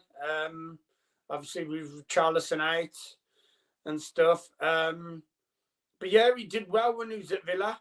I think he went for big money to Saudi. If I'm right, has he been playing? Did he join the same team as Ronaldo in Saudi? I think. So yeah, yeah, he did. Yeah, I wouldn't be upset if he came into the club. I don't think he's the type of player we're looking for. But as we said earlier, at the end of the day, we do need numbers really at the moment. So, and he's always one thing I think Spurs lack is shooting from outside the box. And I remember with John Duran when he was at Villa, obviously living in the Midlands, I know a fair few Villa fans, so they did used to talk about him quite a lot and bigged him up quite a lot as well. But he got a great shot on him outside the box. So that would add something to our team that I think we lack considerably at the moment. So yeah, if he comes in, I wouldn't be against that. He'd be a decent enough signing, I think. But I think it would only be a stopgap and on loan until the summer, I would have thought. Probably one of those that is unlikely. Okay, thank you very much for that. There we go. That's John Duran. If we move on then to the next suggestion from people, and someone mentioned Harry Wilson here, who's in really good form for Fulham this year, has attracted the interest of other big clubs. Joseph, I'll come to you. Would you like to see Harry Wilson at Tottenham, and can you see it happening? Yeah, definitely. I would like to see that. I think it's more one that would happen in the summer, obviously on a pre-contract terms. But I think, yeah, he would be, I think he would probably improve our wingers somewhat, and he definitely provides the depth. Obviously, I know the age profile isn't maybe one Spurs usually look to sign, but I wouldn't see why we wouldn't try and pick up a player like him. I think he's always been quality. His ability on the ball is really impressive. He can take a really great free kick as well. I just think I don't see any downside in him. He's obviously had a terrific season, probably his best season this year. And he's become a really integral part of that Fulham side. I mean, I can imagine Fulham will try and do what they can to keep a hold of him. But going into the last 6 months, if you come in right now and say, look, we'd like you to be a part of Tottenham next year, he might be willing to take that. Obviously, Spurs aren't going to probably be in any European football at this moment next year. So maybe that causes a bit of a problem for them. You don't know. It's tough to know what his what he's going to want from his next club, and probably his final, maybe possibly his final club, obviously being 29. So yeah, I don't see any downside in getting him in. Either way, he provides depth and quality and depth, that is. So yeah, I'd definitely be all for it. But yeah, again, it's one that I could definitely see Spurs doing, and I wouldn't be opposed to it. But start then, yeah, I completely agree with you. I think it's one of those for the summer, and we're here, and Dustin's mentioned it. You've all mentioned it that the January window is tough, but B, I think clubs, especially Spurs, use that as a bit of an excuse. Maybe one in the summer. I personally think you'll go to a Liverpool type of club. I think it'd be, I think Liverpool. If I had to predict, someone like Liverpool, but we'll have to see what happens and whether he sticks with Fulham, because ultimately he can get Fulham into European places. I mean, if I'm a player, I'm more, if I'm being honest with you and put bias aside, I'd be wanting to stay at, say, a smaller club and do well with them and overachieve with them rather than join a kind of big club and you'd be on the bench most of the time. Will Harry Wilson be on the bench? That's another conversation to have. Got Chris here on X who suggests two names, one of them being Ruben Neves. I believe he's still in Saudi after being a long period at Wolves, both in the Championship, then taking them up to the Premier League. Portuguese midfielder. Boy, do Wolves love a Portuguese name. Dustin, I'm going to give this question to you as you bring him up there. Yes, he's still in Saudi Al Hilal to be exact. And you talk about progressive passes, what we need. Do you think Ruben Neves is that midfielder that can bring progressive passes? I mean, he's got a shot on him and he has got creativity on him. Well, he certainly did. He strikes me more as a carrier versus a passer, but I can have a look. But yeah, I mean, the thing about these stats right now also is that he's playing in Saudi, so we have to take into consideration what he's playing against. But yeah, my impression from Neves was more of a carrier, so it's possible, but I think that he is a profile that we kind of already have, which is we have quite a lot of carriers, but we don't really have crafty schemers and passers, which I think that's really what's lacking. Because the thing about a carrier is that the important thing about ball progression and why I differentiate between like a progressive carrier versus a progressive passer is that a progressive carrier breaks lines in a very different way that a progressive passer does. What a passer does is that when he breaks the lines with a pass, all the opponent's players that he's taken out with the pass are now behind the ball. So passing is always a quicker way of breaking lines and leaving opponents out of the equation. What a carrier does is that he breaks the lines and then he pulls players towards him. So I would say that progression as a carrier and progression as a passer fulfills very, very different things. And we already have a lot of progressive carriers. We've got Gallagher, we've got Sarr, we've got, Gray, we've Bentancur pre-ACL, right? And we have a bunch of people that already fulfill the progressive carrier part. We have very few progressive passers. So what we have is that we've got a lot of people that will carry the ball, attract players to them. But then we don't have a progressive passer that spots runs and puts the ball in behind for people that are making those runs. So I would say that from a balance perspective, we need more progressive passes rather than carriers. Okay, thank you very much. Just thinking when he used to play for Wolves in the Premier League, I agree with that. Thinking about it, he seemed as a carrier, and he used to shoot a lot. If I'm honest with you, he'd be a progressive kind of dribbler, I suppose, if that's the technical words to use. But he used to be more attacking than defensive. He used to control the game, and the thing is, he's Wolves through and through. And I remember him saying that, like, if he ever come back to the Premier League, it will be Wolves. So I don't know if that necessarily still applies. So that is something to bear in mind. I mean, Chris, I think is right to make his suggestions because he made another one which is quite good as well. And the other one is Adama Lookman. Oh, I personally think it's a no-brainer for the money he's available at. Joseph, Adama Lookman, do you think it's the player that Spurs should be going for? Is a possibility that, he could leave Atalanta? I just think Tottenham should be at least in the conversation. Well, I don't know if has he not already agreed to join Atletico Madrid? I'm not sure exactly He's how. close to, but do you think Tom should hijack? I don't think we will. Should we?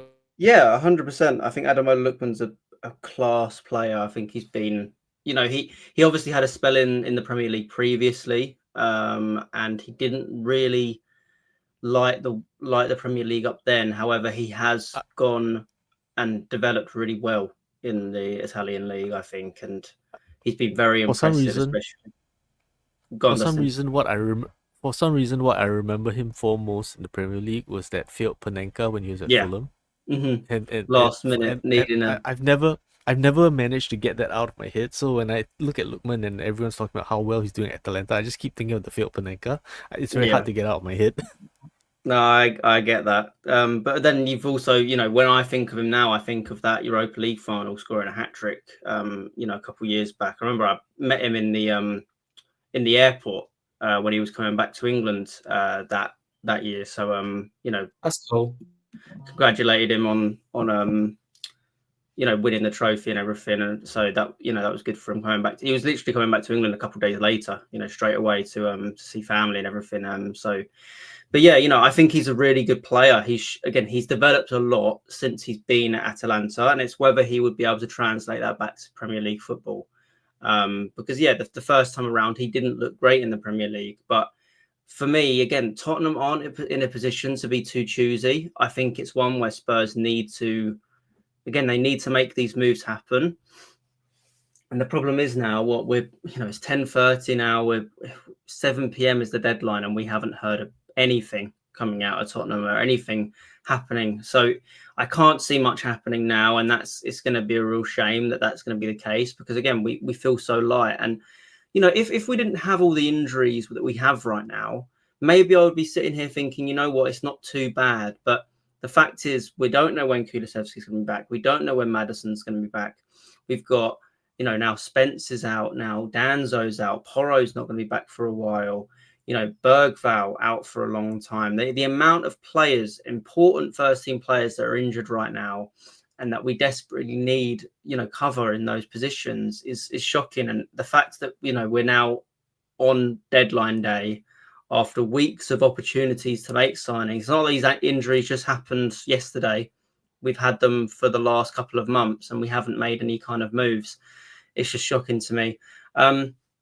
I do agree with Dustin in the sense that I do think we do need a progressive passer. I don't personally, for me right now, it wouldn't be my priority, because I could see us maybe doing that in the summer. I think right now Spurs, they have enough midfielders to get by. As much as I agree, I don't think any of the midfielders really suit the progressive passing that we need. I think we can get by without it right now, and we can look at revisiting that in the summer and maybe try and go for Adam Wharton, one that will significantly improve us. But I think Spurs right now, they need attacking players. I don't know how they haven't signed one attacker. It just really blows my mind. The amount of injuries we've got with Richarlison out, Solanke's not fully fit yet. As much as he played great yesterday, it's clear that he still isn't fully fit. I mean, he even looked like he possibly could have picked up something towards the end of that game, where he rolled his ankle. So hopefully he'll be fine, but we just never know with Solanke. His injury record hasn't been great since he's been at Spurs. You've got Tel and Odebear on the wings, but other than that, with Kudus injured, we just don't have enough available players, especially quality in those availability on the wings and up front. So for me, Aki Alouche would have been great. Marmouche would be probably the ideal one. I think he would be the perfect signing for Spurs if City are truly wanting to let him go. Sorry, Joseph. Hasn't he been granted by Pep that he can leave?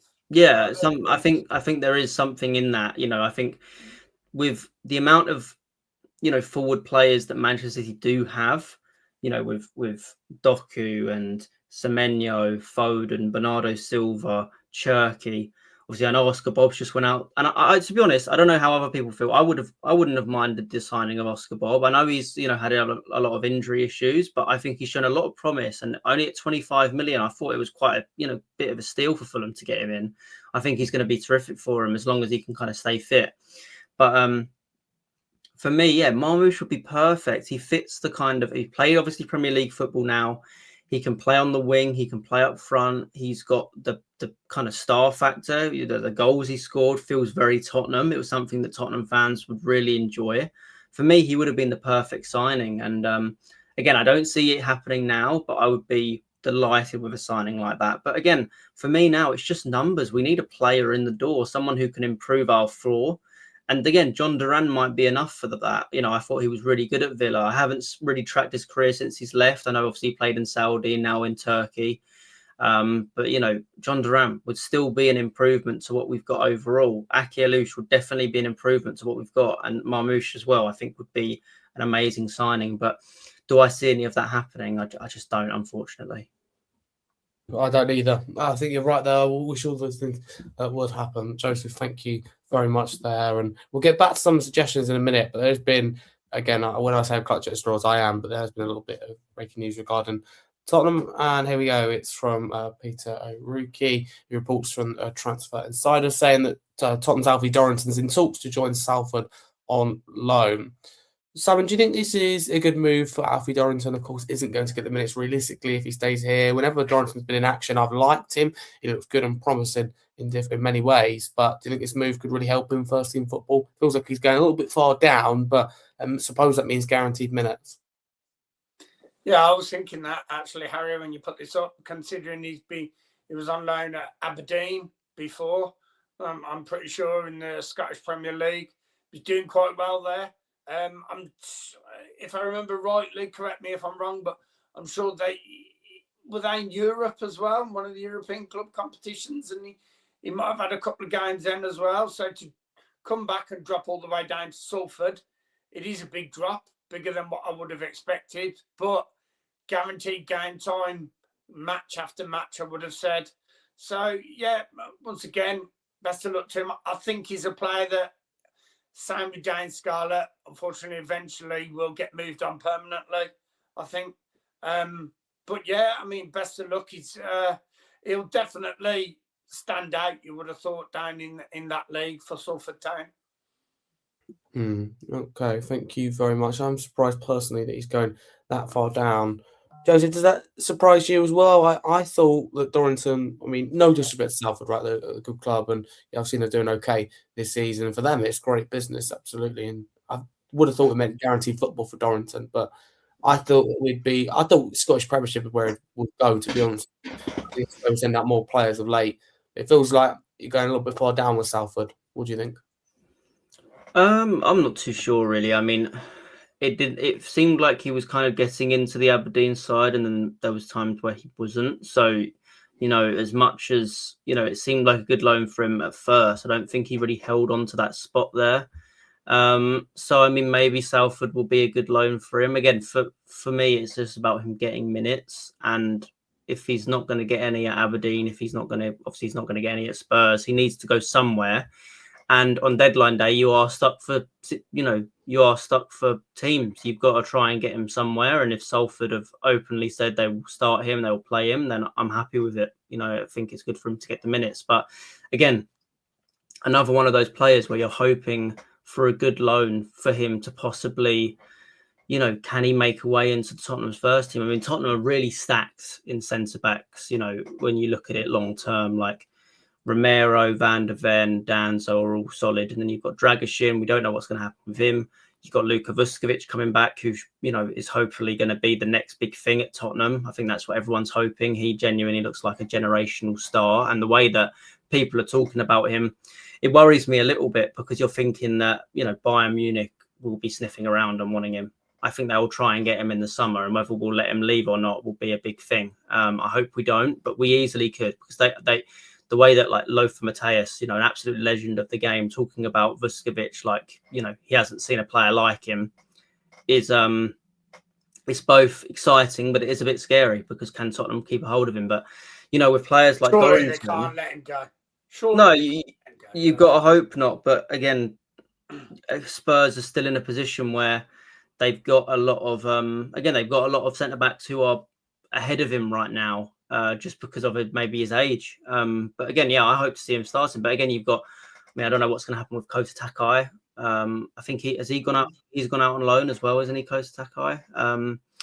So again, we've got a lot of players in that position, and it's whether that Dorrington's going to really be able to make that, kind of get involved in that at Tottenham. So again, a loan move is probably the best thing for him right now.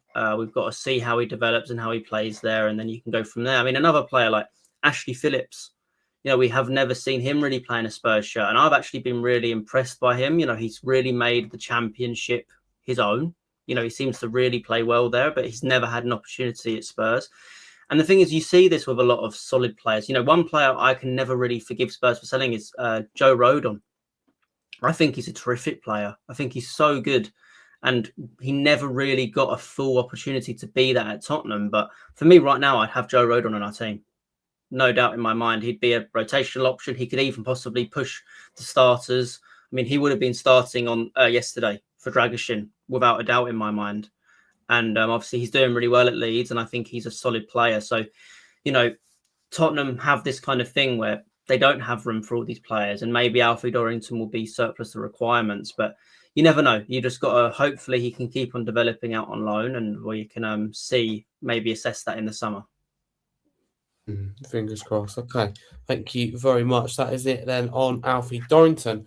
And let's move to review the window so far then. So just to read out Tottenham's activity, I mean, isn't much if I'm honest. So Conor Gallagher joining, 25 years of age, from Atletico Madrid for 40 million euros. Sousa, 19 years of age, joining from Santos for 15 million euros. Then we move on to outgoings because it's just the two incomings for Tottenham. So outgoings, Brennan Johnson, 24 years of age, to Palace for 40 million euros. Solomon, who's 26, to Fiorentina on loan. To Kai, 21, to Mönchengladbach on loan. Yang, who's 19, goes to Frank Lampard's Coventry on loan. And Dane Scarlett, we've spoken about, 21 years of age, going to Hibernian on loan. So more outgoings than incomings. And of course, the players we've lost through injury, I think we're all in agreement that our squad has retracted quite factually and literally in this window. And the whole point, whether the club can control injuries or not, we know they can't really too much. You can blame physios, the medical team, etc. But the point is, you just can't allow your squad to retract, right? You get injuries, you replace and you strengthen. I'm not asking, like, we've got 12 senior players out in the last game. I'm not asking the club to sign 12 players. Nobody is. But I am asking to, make sure we don't completely have square pegs and round holes. And I think we did yesterday, and that just can't continue. How can we compete with the best clubs in the world, which are coming up in the next 3 games? We've just played one of them in City. You can't if you're playing Gray at right back, Paulinho at centre back, Simmons hang up to dry on the left. I mean, the thing that's going to happen, Harry, is the fan base is already frustrated enough with how poor the season has been, the performances. I mean, there's a lot of unrest around the manager. No one really knows if they truly believe in him, or if they're going to sack him soon, or if they're going to sack him in the summer. I mean, there's so many reports, Pochettino coming back to the club and everything. No one, the whole club is just in disarray right now. And when your CEO comes out and says in a program about wanting to challenge and wanting to sign players and wanting to pay bigger transfer fees and break down this wage structure that we've built up and be able start spending more money to compete, you now create expectation. Fans are now expecting you to go and do that. The fact is, this transfer window, they haven't gone and done that, which makes it seem so odd as to why they even put out that in the first place. You didn't have to. All you've done is kind of told everybody that you're going to, but yet you haven't gone and done it. It doesn't make any sense. So they've now created such high expectations for the summer, which I think they will actually deliver on. I think they are going to go and spend a lot of money in the summer. But the fact is, right now, we needed players. And, as much as I'm sure some fans will say, Tottenham won't get relegated, and I don't think Spurs are going to get relegated. But the fact is, we are in a relegation battle. And things could happen. You don't know what can happen. We've got a couple of really tough games coming up in Manchester United, who are in great form, Newcastle, who are quite inconsistent, but still can play great on their day, and then Arsenal. But I feel like most Spurs fans are sitting here going, we're going to lose that game.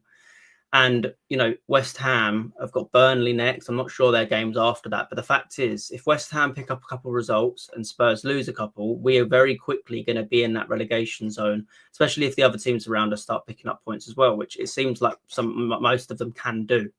So it's a really tough position. And again, for me, the ownership haven't helped themselves. They've they've put expectation on them even more, especially with the fact of that whole comment by Vinai. I just still cannot believe that he come out and said that, and then nothing has happened. And we always see this they always have this video, don't they, at the end of transfer windows to say, what we've done and all this kind of thing. I'll be very interested to see that video, because people are going to have many questions about what has happened this window. Why have we not signed anybody? I know we got Conor Gallagher in, and yeah, I'm okay with that signing, but that is not enough. And I'm sure they know that. I'm sure they can understand that fans are going to be very unhappy with it, especially after everything you've come out and said. So it's such a strange one, and Tottenham need to do something. I can't see anything happening in these last couple of hours, and it is a real shame. You never know. You never know what happens on deadline day. I just feel like we would have heard something by now. I thought we would have heard some rumblings of, this player's, possibly going to come to Tottenham. This player's having talks. We haven't heard anything. It's completely silent. And that shows to me that the club is just stuck. They've got no idea what to do, and they're probably not going to do anything. I agree with that. Thomas Frank saying that we are active, but being active and admiring, which the club love to admire, is one thing. Doing, buying, bidding is completely different. But to see if we get any activity. We're not active, we're reactive. We are, absolutely. That's the thing. And it's just incredibly frustrating, right? It does wind me up. So I won't get into it too much. But let's review, be honest with you, we'll review every transfer so far, and then we'll rate the window out of 10. And we've got Phillip from South Germany Spurs, joined from Frankfurt, coming on, and Billie T for change to Tottenham. They're both coming on in about 10 to 15 minutes. Before then, we will review this window.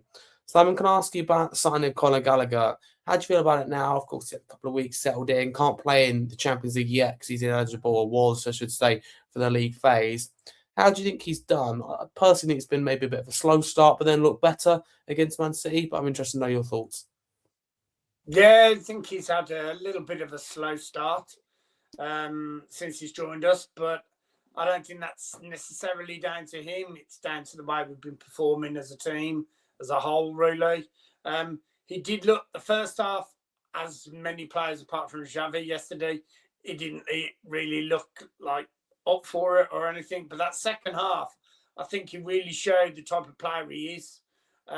Industrious player, box to box, getting involved, not afraid to get stuck in. That second half, he looked the kind of Gallagher that I thought we'd signed, and I was quite impressed with him in the second half.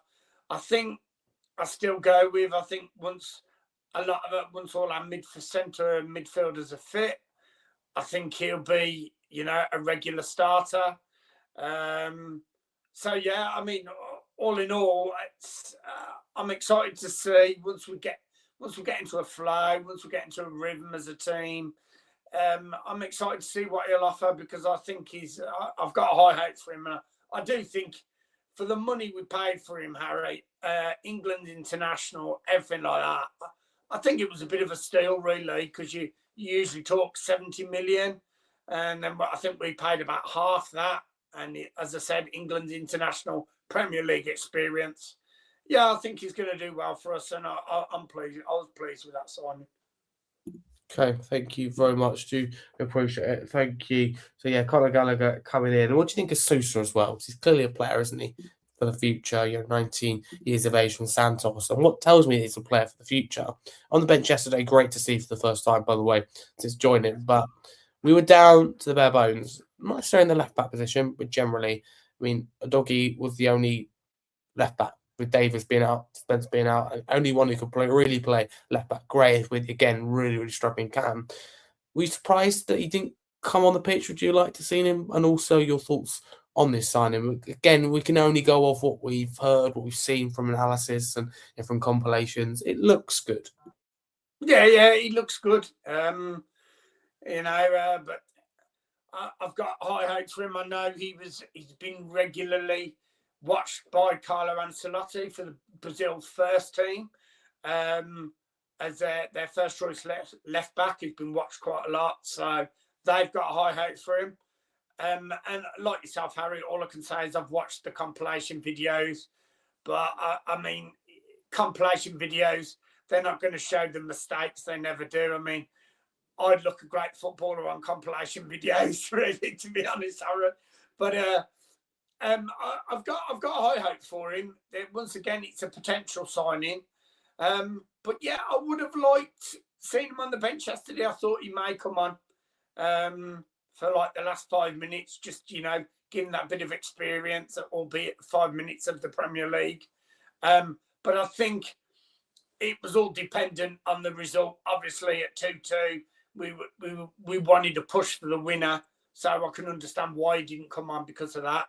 But yeah, I mean, he looks an industrious left back, up and down the flank, lights to attack, got a good cross on him. Yeah, he looks good. Hopefully, he'll be a Roberto Carlos and not like I think we had a Brazilian left back, was it, a fair few years ago, called Gilberto at Spurs. So hopefully he won't be like him and he'll be more like Roberto Carlos, hopefully. Absolutely. My thumb that said to you, Roberto Carlos, because that was me. Being ambitious, being positive, thinking that's what he could become. So those are the two incomings. While we wait for the other guys to come back and join us on the outgoings then, Brennan Johnson, we've spoken about that, haven't we, several times. And looking at, thinking about anything like that, because I think you make really good points at the time, and I think you're probably going to be right as well now. But how do you feel looking back? 40 million euros, about 35 million pounds. Do you still think it's a really good deal for Tottenham? Are you struggling really to get going at Crystal Palace? That would support your point. Yeah, 100% great deal. I just thought my thoughts on him were the way Lange played last year fitted him perfectly, cutting in from the flank for the far post, like when the ball had come across at the far post, cutting into the area. That suited him. And Thomas Frank's football didn't, because he requires the wingers more to assist and get the crosses in, not necessarily to be there on the end of the crosses in the box. And as you said yourself, I mean, there's so much uplift going on at Palace at the moment. Obviously, with the players that are left, the manager leaving the end of the season, Mateta probably leaving now. Who knows, Wharton in the summer. It doesn't surprise me that he's struggling to settle in there. But yeah, I mean, as I said, I think it's proving to be right. I mean, I think I would have said I'd have even took back 15 million or 10 million for him, if you remember, Harry. But he's I think we got a great deal to get rid of him. And once again, we didn't wait. We didn't, try and get more out of them. They come in, they wanted him. I did hear that they'd done the work Crystal Palace had in December for him. So yeah, I was glad to see him out the door. Thank him for what he did for us as a club, especially in the Europa League final. But yeah, it's looking like a good 35 million, to be honest. Definitely is. It's looking really good at this stage for us. Joseph, do you agree that Tottenham got a good deal out of Brennan Johnson? I mean, if I'm honest with you, I'd want him now because of the players who got out. But in reality, he hasn't hit the ground running at Crystal Palace, and we got 35 million pounds for him, and that money had been spent on Conor Gallagher. So you think that Tottenham made the right decision looking back? I mean, we're all frustrated with the window, but do you think this in particular deal was the right move?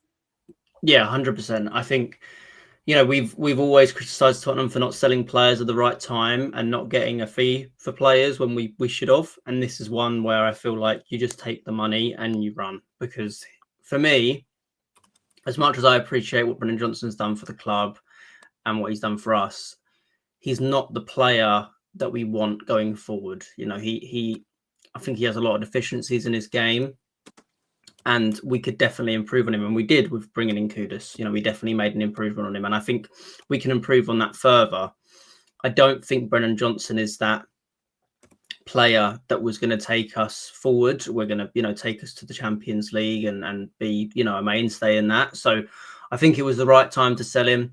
Again, I think the fact that there hasn't been any movement in the window has made that feeling a lot worse in the fact of selling him, but I don't think it makes it wrong to sell him. So, yeah, I think we made the right choice to let him go. And again, yeah, like everyone said, he hasn't really, hit the ground running at Palace. And I think a lot of Palace fans are sitting there thinking, why have we spent 35 million on Brennan Johnson, which, is a shame, because I want to see him do well. He seemed like a really nice guy. He seemed like a good professional. And again, he is trying his best. It's just, I don't know if his best was good enough for us. So, yeah, I'm very content with the sale of him. I think it's the right choice. But again, it's about us preparing. It didn't feel like we were prepared to replace him, which is what bothers me the most. The fact that we were willing to let him go, it makes complete sense. You know, he hasn't been consistent enough for us to warrant staying at the team, at the club. But the fact is, he didn't feel, you know, we should be ready or already almost have the signing in to replace him, and we haven't. You know, Akialush would have been the perfect signing to replace him, in my opinion. But why was that not ready to be done the moment Brennan Johnson walked out the door? Akialush should have been walking in the door. So it's a lack of preparation, a lack of squad planning that frustrates me on that. But overall, the sale itself, I think it makes sense. It's just about how are Tottenham going to prepare, you know, after that. And so far, it doesn't feel like they have. No, I agree with that, Joseph. Thank you. Dustin, anything to add? Brennan Johnson, do you look back and agree with the guys, Simon and Joseph, that it is a good deal and Tottenham made the right call to sell him cash in where we could get 35 million? I think it's a good deal because we were no longer playing a style of play that played to his strengths, and we brought in Kudus, who basically played ostensibly in the same position, although they did very, very different things. And it almost feels like because they played on the same flank, I think the biggest shame of it was that Kudus is often making the kinds of passes that Brennan Johnson would be in the right position to finish. And the shame is we never found a way for them to actually play in the same team where he would benefit from that. But I think all things considered, because of the style of play and how we are more a team that crosses a lot to create chances now, Brennan Johnson isn't the person you want at the end of that. Whereas when we were playing under Ange, it was always, you know, it was late arrivals to the box to feed, normally cutbacks, and that's more up his alley. So ultimately, I think it also goes into how we've kind of changed our role. There was a time where Spurs were a selling club. Fans were frustrated with that. We would often sell our best players to our rivals. So, you know, we sold Keane to Liverpool. We sold Berbatov to United. And you know, that was a source of frustration for us. But that also meant that we had funds to reinvest in the squad and keep building.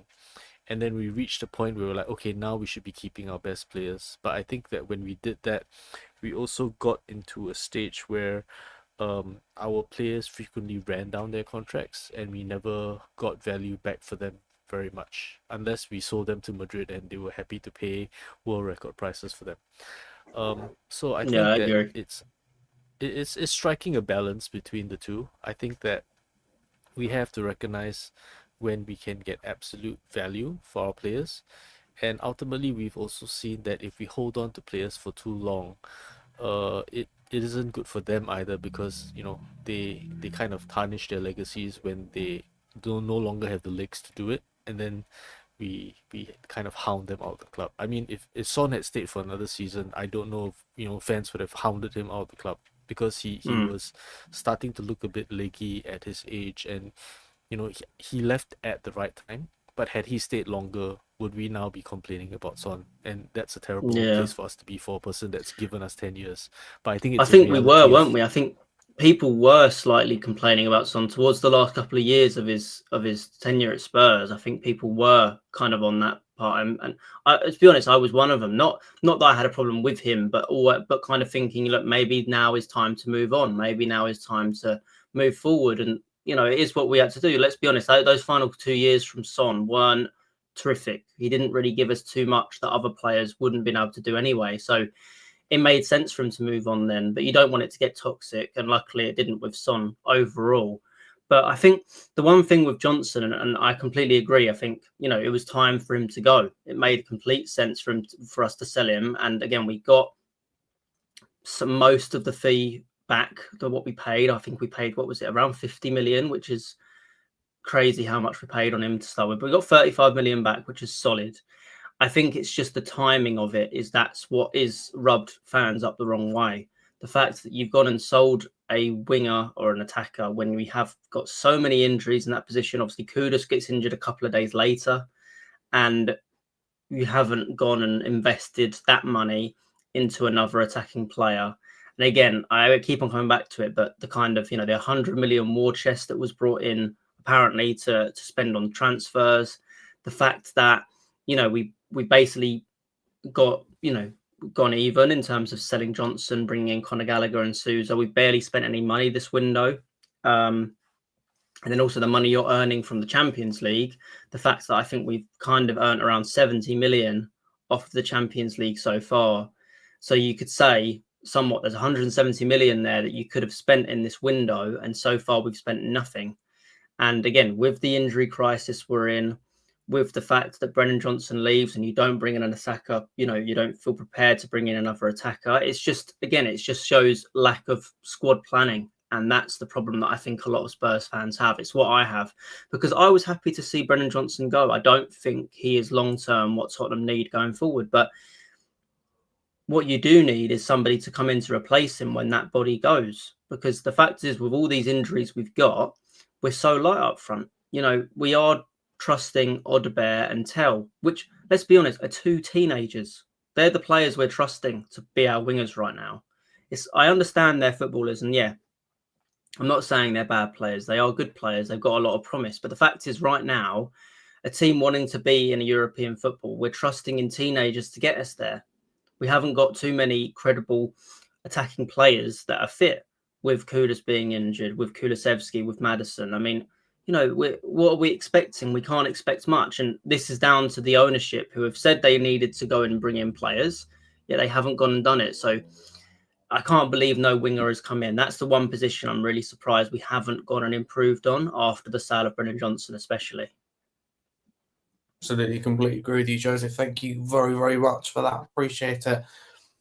Well, wait for the other two guys then. Let's get into rating the window out of 10 when they hopefully will join at this point if we play the cards right. Dustin, I'll start with you. If the transfer window, well, it's closing at 7 p.m. If it was shut now, let's just say, or if we word it in the fact that Tottenham sign no more players, sell no more players, loan out no more players, and nothing else is done, no activity on any form, what would you rate the window out of 10? 10 being the highest, incredible, 0 being awful, the lowest. So to summarize, this window, we sold Johnson, we signed Sousa, and we signed Gallagher. Is there anything else? I mean, other than the loans out and stuff like that. Yeah, nothing else. Loans, yeah. That's a 2. That's a 1.5. I mean, look, Gallagher is a good player. Not the profile we needed. We already had 4 players of the same profile. So signing him just meant what happens to Sa, what happens to Bergwall. And, ideally, Bergwall's a player we should be building the team around. The fact that we signed someone, look, maybe Gallagher can be the first choice and Bergwall can be the deputy, right? And then we have to figure out what to do with Sa, what happens to Bentancur. We have Paulinho that already is limited in like the specific kind of role that he plays in midfield. It just feels that, like, from a squad planning perspective, we are stacking up on the number 8 profile, and then we're not signing the profiles that we lack. For Sousa, signing a left back from Brazil, probably going to need to loan him out for a few seasons. I don't expect Sousa to contribute meaningfully to the first team for at least 2 years. And we've also signed a player that's missed over 100 days through injury. And, with our medical department, is that a good idea? This medical department that's been revamped, goodness knows how many times, and still we've got an ongoing issue. That for me should be a priority, right? Every single day it should be like, why are these players getting injured? And it is a cross-football issue with more games, and there are a lot of issues, but this is a Tottenham Hotspur problem as well as it being a football problem. That's the thing. Harry, It's our third season in a row with, with injury lists. We've had injuries, more than 13 injuries to the first team for 3 seasons in a row. It's ridiculous. Never be double digits. It's not a coincidence. It's not a coincidence, is it now? I mean, 3 seasons on the trot. The club as a whole really need to look at it. And in the summer, they changed the medical team, didn't they, because of last year? So I mean, it's not a coincidence. There is a major issue somewhere, whether or not, I mean, spent all that money on the training ground, whether or not it's something to do with the training ground, who knows? But there is obviously something where there is an issue which the club needs to sort out, because this really can't go on. Can't go on with the amount of injuries. You can't go on at all. Absolutely, you're right. Well, I hope it can't anyway. We do not want it to continue. So, Dustin, did you give it a 1.5 there, the transfer window? Yeah. 1.5. Okay, that's kicked us off an interesting note, and that's, by the way, the lowest score that I've heard since like streaming, and we've been in multiple transfer windows. That shows you really that Spurs are failing there. But before we continue, I think the only way you can beat this transfer window, the only way you can beat this score is to go through like the 3 transfer windows where Poch got no signings. Like only that would score any lower. Yeah, I mean, what can you rate that? No signings, literally, that is at 0. Absolutely 0. So, What do I have? What do I have to rate? Yeah, exactly that. Philip, good morning to you. Thank you very much for joining us. How are you doing, firstly? Morning. Hi, everyone. Hi, Philip. Yeah. Yeah, good. Been enjoying some of the discussion on here in the background. On my lunch break now, so I can properly join in. But yeah, I guess I was kind of excited to see if anything would happen today. It's still it's the hope that kills you, isn't it? As always with Tottenham. Yeah. But you know, there's always a chance of some last minute action. But I don't know. I think something is going to happen today. I haven't been online really the last half an hour, so I don't know if anything is kind of updated. Are you getting Van der Vaart? Are you getting Van der Vaart vibes? Because I was so excited by that signing. I still remember where I was to this day. Because he was also my favorite player at Ajax before he came. Van der Vaart was I remember that very clearly as well. I remember where I was as well, and it was so out of nowhere, came out of the blue, and he was like at the top of his form, right? He was at the top of his abilities at that time. That's actually probably one of the last players that we've signed who at the time that we signed him, he was truly world class, you know? Yeah, I agree with you, Phil. Don't worry, this year it will be Raheem Sterling, so...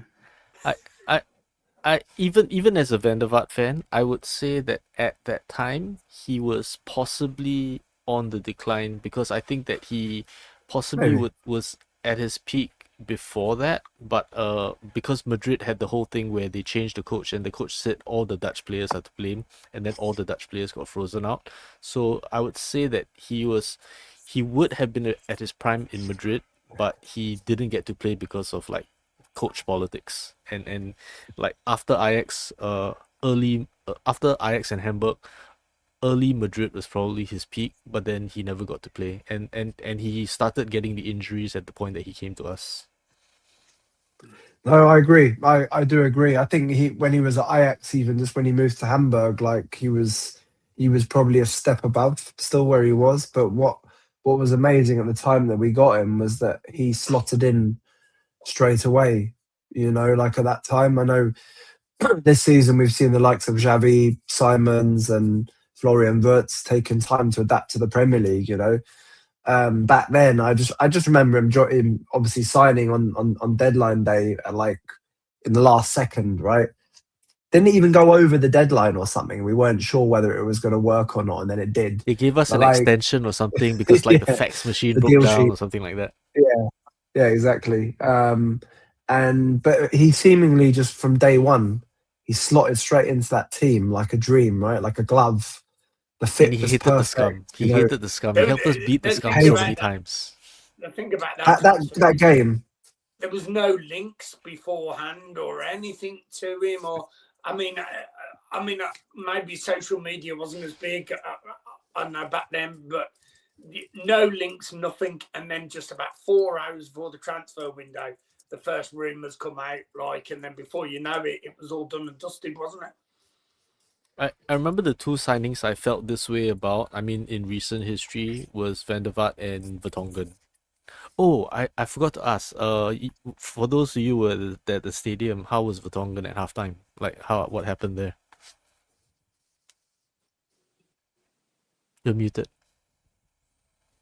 Thank you. Beginners area. No, I was there, but I went in at half time, and I remember I told myself 40-minute right baton and listen to it, and the queues were immense, and I come back and he was just going off. I thought, oh no, so nobody seemed to really listen around. I was like, oh yeah, what did he say? What happened? And we were like, oh, I don't know. I was like, oh, what? You're there. You've been listening. Where are you? You know, your head not there or what? So I don't know really. I'm so sad he never got his testimonial.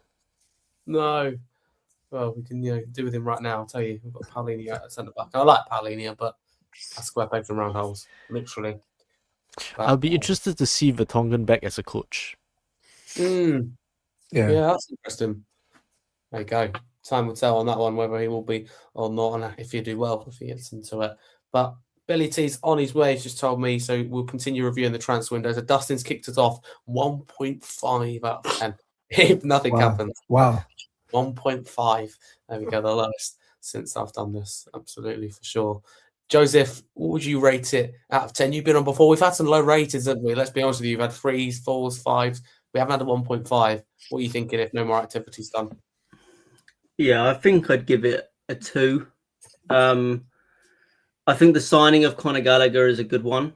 I'm happy with him coming in. I don't think it is the exact profile we needed, but I like the thought, the vision in that. I think he could be a good player for Spurs long term. I've always liked Conor Gallagher, but it's more than that. It's just letting Johnson go, not bringing anybody in that position. Even though I think the Johnson sale is a good one, it's still the fact that you haven't gone and replaced him. You weren't ready to replace him.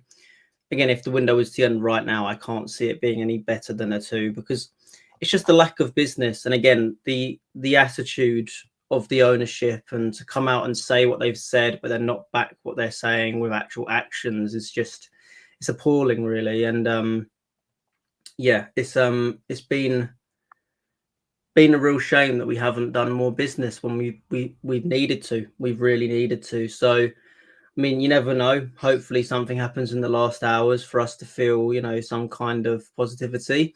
I could see a player like Aki Alouche coming in, possibly, but only if they get a replacement for him, which Monaco have been trying to do and they haven't been able to do. I don't see them letting him go because if I'm awake when a Monaco game is on, I watch the Monaco game to see how he's playing. He is so crucial to them. And that's the reason I want. He is, but he was on the bench they played last night, and he was on the bench for that game. I think again they know the position they're in. They know the position they're in that they're going to need to let him go possibly eventually. And again, I think they have been trying to get a player in to replace him, especially in the last couple of weeks, but they just haven't been able to get anything going. So unless they get somebody in now, they're not going to allow him to leave. Bissouma. He's too critical to them. When I saw the game that he played, when I saw the game he played against Rennes for them, basically he scored the first goal, created the second, was making a crucial dummy run for the third. So there's so much of the attack that relies on his creative output. So I find it very hard to believe that they will let him go unless they get a bomber replacement for him. Okay, thank you. Joseph, what was your rating in the end? I heard a couple of numbers you mentioned. I give it a 2. I think it's been really poor. And again, it doesn't help with the expectation. I think going into this window, after all the comments made over the £100 million war chest or whatever we had, over everything that Vinai said, they created an expectation for me. They want, I expected something big to happen this window because as much as I understand January is difficult, you do see big signings happen this window. I mean, we've seen City do it in the last 2 years, where last year they brought in Marmoush and all these different players.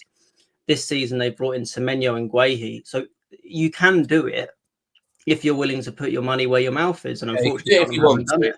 Exactly. So that's where it's come from. If it went into the window and there was no expectation around it, and we've got all these injuries, we need to bring in people, but we're not gonna. But the problem is Tottenham, like the ownership, created an expectation.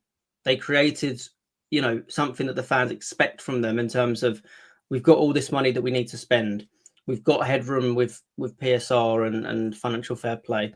we've got, a lot of injuries and we need to, and we also want to break down this wage structure and start spending more money on players. Okay, well, you've said all of that in a January window, like in the middle of a January window. What are you Where's the expecting? bomber? Exactly. Like, fans are expecting it. You've now created the expectation for it, and now you haven't delivered. So it makes it really disappointing. So yeah, 2 for me. Okay, thank you very much, Billy. Welcome on. Thank you so much for your time. How are you doing this morning? Yeah, good to see everyone. Yeah, all right. Yeah, not bad. Hoping for some news to drop like everyone else, but yeah, a bit quiet so far now. Yeah, a bit quiet. Only really loans that's been discussed, and Kinski, it looks like he's going to stay. Apart from that, not too much at all. And Billy, so far we've gone through quite a lot, but right now we're reviewing like the window if nothing else happened, which looks highly likely. And rating out of 10, 10 being the highest, 0 the lowest. Dustin gave it a 1.5, which is the lowest I've ever heard, and Joseph has given it a 2. So I think you get the feeling right now amongst the panel he's not very good. What would you rate it out of 10? Again, I stress that 10 being the highest, 0 being the lowest. In the context of our injuries and where we are in the league and the situation that we find ourselves in, I'll go 3.5 out of 10 at most. Very disappointing. I think Gallagher is a good signing for sure. But in reality, it's just replacing an injured player, if we're honest, in Bentancur. And I think the fact that Thomas Frank came out on Friday and literally said that the squad is weaker now than it was at the beginning of January means it can't be seen as a positive window, so you can't go above 5. And yeah, very disappointing if they don't do anything, particularly as, even since Thomas Frank said that, we've lost 2 more players to injury. So crazy injury crisis, mid-bottom table in the league, and still haven't done enough. So yeah, 3 out of 10. I'll go 3 out of 10. That's probably been generous as well. Billy, thank you very much. Great to have you on. Good morning to you. Philip, what would you rate it out of 10? We've had this kind of discussion, haven't we, in several windows. And even in this window, we've talked about what we thought of it. But now is deadline day. It looks like Tottenham will not do anything. Wouldn't surprise me if we come up with one of these surprise deals, lastminute.com, that we used to do on the Levy. But let's say nothing else does happen. What would you rate it out of 10? I'd give it the same as Billy. I'll give it a 3 out of 10, to be honest. And that's only because the signing of Conor Gallagher, I think, is actually like a really good signing.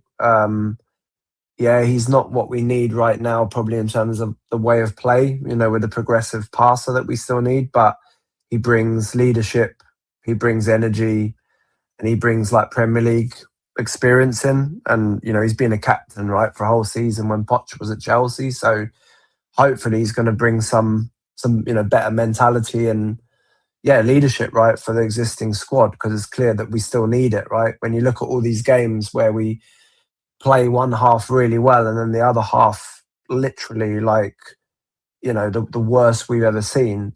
Yeah, there's tactical elements, there's managerial elements of that, but I think a lot of those go on the players, in terms of being able to get themselves either up for that half or like stick to the plan or whatever it is, right? And I still don't know the answer to that, by the way. But he's brought in something which we definitely do need, and he will bring in something for the future as well. Even if in the end he doesn't end up being a first team starter, if we can manage to finally one of these summers do the transfer business that we should be doing, like we should have done last summer, right? And we didn't, but he's a good squad player. And for that, I give it a 3. I also give it a 3 rather than a 2, probably just because I think that we've done some good outgoing loans, just from a pure, I know they're not transfers, but in terms of squad management, in terms of the management of the youth players that we've got, we've done some really good loans, I think. The Oxford lads as an example, Lange, Dorrington's in talks with Salford. I think today I saw, I think we've got on top of that. But yeah, everything else has been pretty bad. I agreed with the Johnson transfer as well, by the way. Obviously, that was literally on day 1 of the transfer window when we got our business done early, and everyone thought that, wow, this is the new Spurs, this is the new Enoch. We're actually doing stuff quick. Oh, sadly, you sweet that summer hasn't. child. yeah, that hasn't really obviously proven to be accurate. But look, I agreed with the decision to move Johnson on. I was also okay with the fact that we didn't have a ready-made additional replacement. I know we lost Kudus like literally the next day or 2 days later or something, but that was based on the assumption that we would get someone else in, right, with 4 weeks left to go. And at that point, Kudus wasn't injured. You know, we still had Tell, we had Odegaard, blah blah blah. I still think it was the right decision to move Johnson on, and I think the money we got for him was okay as well. But we haven't got a single creative player in instead. And I know he's been talked about. I was going on about him for the whole of this window. Akalush, for me, he ticks all the boxes because he can play anywhere. You know, he plays left, right, can play as a number 10 in that, you know, new kind of 3-4-2-1 system as a double 10, maybe with Xavi. He'd be perfect there, but he could also play as the number 10 instead of Xavi in a back four, or he can play on the wing, you know, absolutely fine. He literally would have ticked every single box. And I know the challenges around it now with regards to replacement and all that, but we could have had him at the beginning of the window for 50 million euros. You know, we could have had him in the summer. We didn't. You know, he's the kind of player that will, if he stays at Monaco till the summer, there'll be a bigger club than Spurs going in for him in the summer. 100%. A bit like what happened with Cherki going to City. Remember, we could have bought Cherki the year before for like 30 million, and we didn't. Okay, we don't know the full story, but I'm sure we could have made that transfer happen. And look what happened. So yeah, look, 3 out of 10.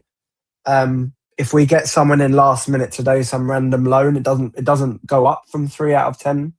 To be honest, I'll leave it as a 3 out of 10. Only as we said, if we, you know, as me and Dustin were saying, I guess if we happen to see some kind of Van der Vaart levels an hour before the deadline, then we might go up to a 5 out of 10 or something. But hey, that's probably unlikely at the moment. You know, so yeah, 3 out of 10. And look, the club's got a lot of work to do. And I'm sure they're trying to make something happen today. But why does it always have to be last minute, man? Last minute, indeed. Not good, especially with the state of the squad, injured players, you know, players from like flies. I think, you know, we needed to act. We knew what we needed really as well coming into the window. I know we couldn't have predicted the injuries necessarily, but I still argue some positions like wingers were really clear on the window open that we've just failed to address. Yeah, sorry, Harry. I mean, I didn't mention the injuries on top of that, right? That would all of those plans were needed anyways, and now we've had these injuries on top. And now at the weekend, even losing, you know, Danzo with a torn toe ligament or something, you know, and Spence apparently is out for what, a month or something, according to some rumours online again. You know, Romero has been sick since Frankfurt, apparently tummy bug or something, but you just never know, do you? Like at the moment, it's like there's going to be another injury every single week. So those additional injuries we've known about in the last 2 weeks, that should have meant that we would have gone out there to get at least, you know, maybe an Akalush or some kind of attacking player, and then maybe another defensive option as well. You know, the progressive passer, just to be clear from my side as well, I'm okay with that being parked to the summer now.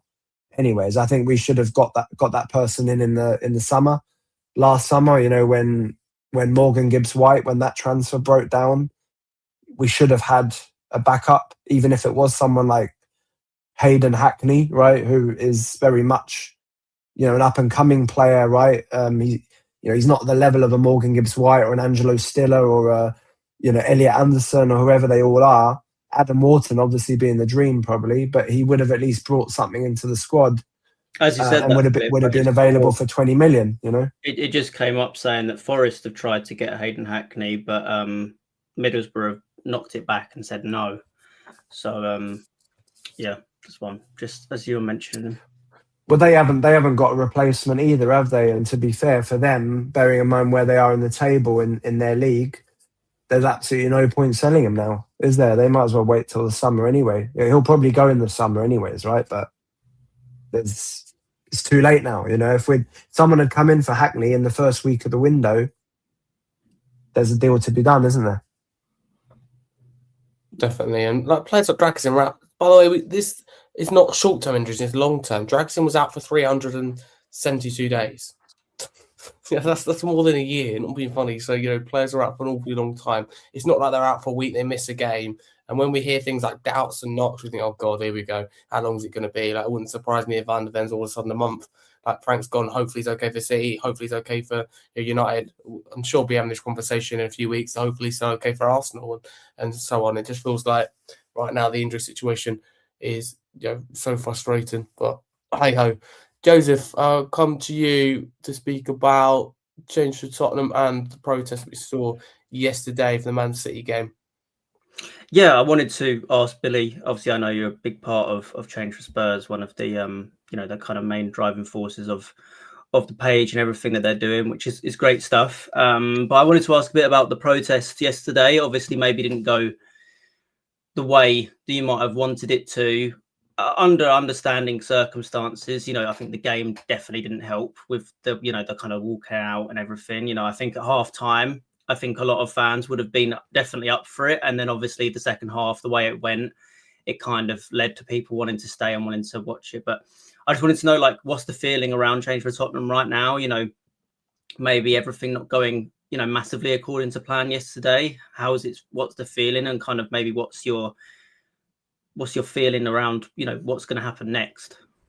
Yeah, sure. It's a really good question. So obviously yesterday didn't go quite as planned with the walkout. I think what we've learned from it and learned in general is what we want to try and do is have protests which are not in any way affected by the match or reactive to the match, because we want protests to be reactive to the owners, not what's going on the pitch.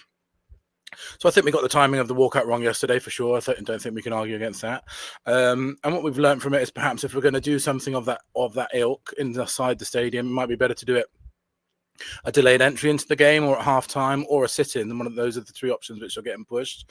And I think what we've learned from yesterday is, a walkout at a specific time during the match is always going to be affected by what's going on the pitch. And that's what we want to avoid, because the protests are not about what's going on the pitch. They're about what's going off the pitch with the owners and things like that. So we're going to reassess. We've learned from it. And, obviously with everything we've changed for Tottenham, we tried things that worked really well last year. We tried things that didn't work. We tried things that have been successful this season. We tried things that haven't been successful. And that's the way it's going to go. But we're determined. We're not going to go away or anything like that. We're going to learn from this experience and go again. I think it's quite a tricky run of games that we've got coming up in terms of what we're doing next, because firstly, we've got 2 night games. We've got 4 home games coming night games, and generally speaking it's quite difficult to influence night games just because the time that people get from work and stuff like that makes it difficult. So we'll probably avoid those unless something goes majorly wrong on in terms of the owners in that time, and people want to protest at those games. And then we've got the North London derby. I don't know how you guys feel about this, but our general gut feeling with the North London derby is to leave that one alone. That's not something we want to try and impact, just because it's such a huge game for the fans and for the club. I personally feel that it's not the right time to protest at that particular game. And then we've got Forest at home on a weekend, and that's the one that we're sort of targeting. I think it's on a Saturday, a game that we can maybe have a bit of more planning time to go away and try and think of something which you can do. But certainly what we're thinking is, yesterday was not successful, but that doesn't mean we're going to stop. I think, as all of our ratings show in the transfer window, it's not been good enough, and we'll keep fighting until it is. Yeah, appreciate it, Billy. And sometimes it's difficult to acknowledge something if you didn't go to plan and to recognise that. And at the end of the day, I think there's some really good ideas in there and some things as well. Of course, as you say, they're being improved, but no, I think that's great. Josie, have you got any other questions or anything to add there? Yeah, I mean, have a follow-up question. Sorry. Yeah, go on, Dustin. You go first. Go ahead. Yeah, I think one of the most successful protests that happened like last season was kind of like when there was a huge march and there was Sky Sports coverage on it and everything. But that's one of those things that is only possible when you've got the numbers. So I guess, what do you have on the palette for, based on what you think the turnout's going to be? Because I think there was the impression that the previous one, where there was a protest outside the stadium, and there were people commenting about how the turnout wasn't large, and therefore it didn't seem to hit the objectives that you wanted. So I'm just wondering, what do you have in mind, based on, if we can get 50 people, this is what we can do that has impact. If we can get 150 people, this is like how we scale up such that we get the eyeballs that we need. And those, I mean, in-game things, out-of-game things, and how we can continue to show the board and ultimately to the media at large, which is how we get the attention, our unhappiness with how things are going. Yeah, it's a really good question, and something which we've been toying with a lot. And like I say, we're literally just a bunch of fans that are trying to do things. We're not a professional outfit, you know, in terms of memberships or anything like that. So we're really grateful for any feedback that we get.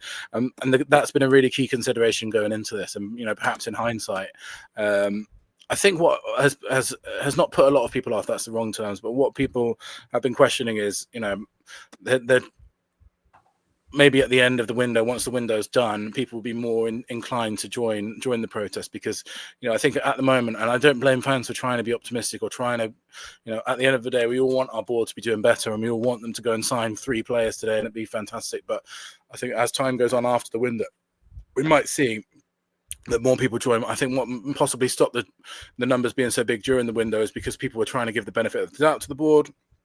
You know, the sign of Conor Gallagher and things like that. But I think once the window closes, hopefully more people will join us. And if we have a couple of 100 people to 100 people, I think what we need to try and do is be able to make strong messages, you know, with a concentrated number of people inside the stadium. And that might be a sit-in. So last time that worked, last season, we had about 200 people that sat inside the stadium at the end of the stadium. That was covered by Sky Sports News, which quite went well. I think the difficulty is when you've got a massive stadium like the Tottenham Hotspur Stadium, unless you have sort of tens of thousands of people, something like a walkout is not going to be effective. So I think we need to try and diversify our tactics and find ways of maybe getting 100 to 200 people inside the stadium. We've been in contact with the football club as well. They contacted us. They reached out to us. You know, they are sort of, we're working to get, because we are sort of working with the club because about safety and things like that. Just because of any scale of protest, you have to do it within the remits of the law and stuff. So they are, you know, we can get 200 people inside a certain area of the stadium, maybe with banners and chants that might get picked up. But I think you're completely right. It's about finding ways. Well, if we've got 200 people, where can we put those 200 people together that's going to make an impact? And it might be, you know, having banners and chants to get on TV or something like that. You know, Gary Neville mentioned the walkout yesterday, which again is a little positive, I guess, because it is getting media attention. I think in terms of marches and things like that, again, the reason why we moved away from that is just because we wanted to try different things, and you know, we did that quite a few times last year, and we wanted to try and do things inside the stadium. But to be honest with you, I think unless our numbers get to the 1,000 points, I think things like walkouts will not be effective. So we're going to look at maybe where can we get people inside the stadium together to make some noise with banners and chants and things, and then hopefully once the numbers progress bigger and bigger, then we can look at things like walkouts. Thank you very much, Billy, for that. Simon, do you have a question or two before you have to go? Yeah, I was just going to ask Billy. Obviously, I think it was last week, was it, when Lazio in Italy had that? Yes, they did. They just, I mean, did you guys, is that where you come up with the idea of maybe wanting to do the walkout, or did that give you any ideas? Because that at Lazio was massive, wasn't it? I mean, it was a completely empty stadium. I mean, did that give you any ideas or anything like that from that? I think the problem with that one is the culture in Italy is so different with the ultras. That is obviously the dream that we'd be aiming for, but I think, you know, sadly, it's not something which we can realistically expect at the moment with Tottenham fans. I don't think we'd be able to mobilise. They had 30,000 people walk out of that game, which obviously would be a dream scenario for any kind of protest. But at the moment, you know, I think, you know, being realistic, it's not a realistic aim for us, as much as I'd love it to be. Just for the fact that, you know, I think with the ultra-driven culture like it is out there, the ultras and the leader of the ultras gets a real big say on what the crowd do. And sadly, we don't have that kind of culture here. And our culture is much more sort of, you know, people go for the day out with their families and things like that. So we need to definitely think of ways to improve our marketing. We need to target match-going things. I think we get lots and lots of support on social media and shows, which is fantastic, and we're really grateful for it. But I think we need to diversify our marketing to target match-going fans as well. So we're going to look at maybe investing in things like leaflets and things, because I think a lot of the people that go to the Tottenham Stadium are perhaps not on Twitter, you know, they're not watching shows like this, and they're just going with their families. So we need to try and re-strategize and think how we can target those fans. But definitely walkouts was something that we looked at because of the way it works in other cultures. Man City have done quite a successful one. West Ham have tried one as well. So it's definitely something we might revisit in the past. But to be honest with you, until we can guarantee or until we can promote to much wider scale of people, it's probably not something we're going to look out at doing in the same way. I'd love to be able to do what Lazio did, but I just think because there's that lack of the ultras culture and the sort of, the organisation that those fans have in Italy in particular, it's not realistic for us at the moment. But that would be the dream for sure. My other question was regarding the walkout, because the way I was looking at it is sort of as the game went yesterday, because we were still in with a chance of getting something out of the game. Yeah. I honestly thought that would affect the walkout in the 75th minute. Yeah. But then also you did mention that, say, if we had been losing 3-0, say, the walkout would have happened then. But then does it have a less effect? Because exactly, a lot of clubs, when their team are losing 3-0, they'll just leave anyhow and leave early anyhow. So is maybe delaying your entry to your seat at the start of the game, is that maybe something better? Or I think so, and that's something that's been suggested us the most. I've got moving on from this, because what we don't want to be is a protest to be reacting to the result of the match. We want the protest to be happening regardless of what's going on the pitch, and it's fans that are going there, particularly the fans that play the money of Tottenham. They pay a huge amount of money to be there. And, it's a difficult decision for fans to make. And protesting is difficult. To protest effectively, you have to make difficult decisions. But I think you're definitely right there. I think, a delayed entry might be a better option, because then, regardless of the result, you've still got time to make up the rest of the game. So it's fine. But yeah, definitely a learning point for us. I think we tended to. I think what our reason for that was, we thought if it was closer to the end of the game, fans would feel like they got their money's worth and would be happy to walk out. In reflection, obviously, that doesn't take into account the result and what we saw on the pitch. And I think we definitely need to think of ways to make it sure that it's not about the result on the pitch; it's about the owners. So I think a delayed entry is definitely something which we might look at as being more effective. We've always said as well, I think the best way is to, it's hard to get everyone, but is not buy food, not buy drink in the ground. Yeah, not go to the club shop. But like you said, it is like there are a lot of families that go, aren't there, and stuff like that. So it is hard to stop that. But I do believe that, if you're going to leave on the 90th minute, just walk straight out the stadium and support your local pubs. Don't spend the money in the stadium. That's where it's going to have the biggest effect on the people above, really. Definitely, and that's sorry. Go ahead. Sorry, Si. I think that's kind of why we've all got this criticism that there's so many tourist fans nowadays, right? But I think that's the thing. They're trying to target the tourist fans, because the tourist fans, especially like if I'm in Singapore, right? If I go over to the stadium, I'm gonna want to experience the whole thing. So the reality is, by targeting the tourist fans, they get to dilute the hardcore fans, making their opinions heard, because it just makes it so much more convenient for them. Definitely, and we, a lot of our people have been in touch to say, we feel like season tickets are being less and less important by the club, and they're trying to sort of, target those sort of fans that are going to spend a lot of money inside the stadium, which, I've certainly no right to say any fan is better than anyone else or anything like that. So it's definitely an interesting debate to have. And I think pushing the local area businesses is something we're keen to definitely do in the future, and, boycott spending inside the stadium as well. But essentially, we're just trying to find ways to let the owners know that at the moment, the promises that they made in summer are not being delivered, and we will keep pushing with different ways until we get that message across. Okay, thank you very much, Simon. Do you have to jump? We have a few minutes remaining. Yeah, I'm going to go, guys, because I've got work. So cheers, lads. Nice to meet you, Billy. Cheers, Harry. Nice to meet you, mate. Thank you. Have a good day. Hope See you later. Good stuff. Thank you very much, Simon. We'll go for a few more minutes. Joseph, did you have a question? I feel like Billy's under the spotlight here. So Billy, no, that's good. That's why I'm here.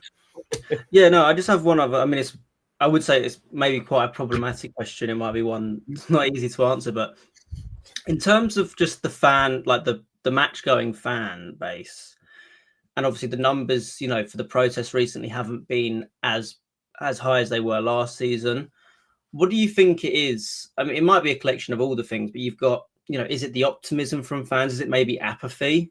Fans just having not much concern about what's going on at the moment, like the match going fans? Is it maybe just, it's hard to pinpoint why, maybe, because for me personally, I'm as frustrated right now as a fan as I was 6 months ago, at the end of last season, where the fan base was really there for all of the protests. What's changed? Like, because I'm struggling to understand why people are less enthusiastic about these protests at the moment.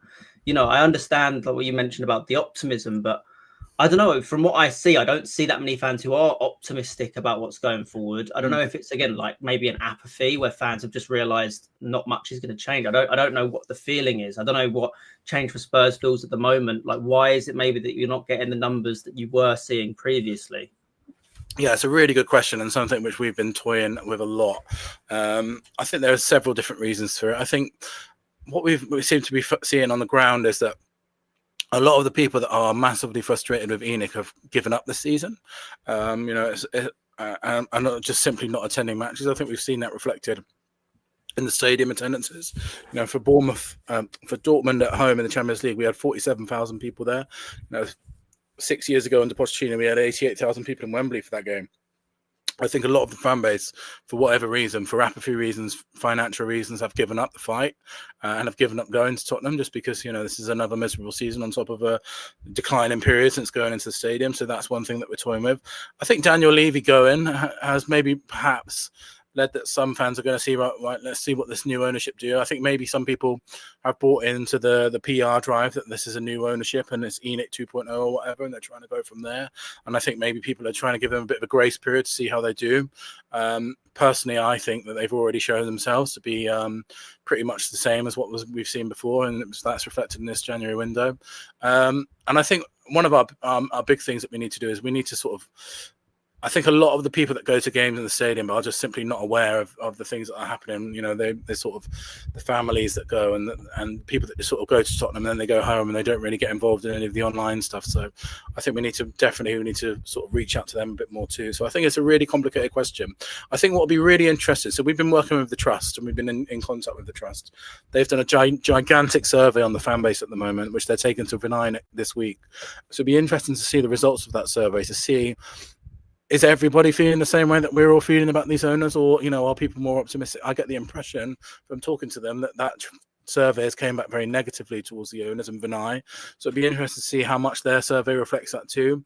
But I think what we need to do is go ahead and take stock of this, try and get behind this issue to see, because what we want to try and do is, when it comes to maybe that Forest game or when it comes to next month, we want to send a real powerful message with as many people joining us as possible. So we need to find out what is preventing people from protesting, basically.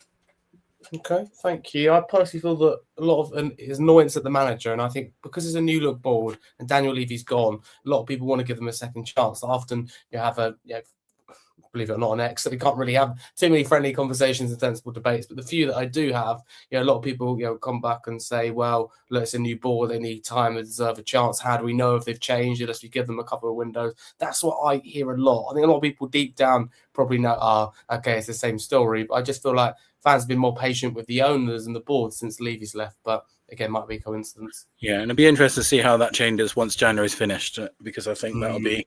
And today, who knows? They might pull our rabbit out of the hat. Let's see.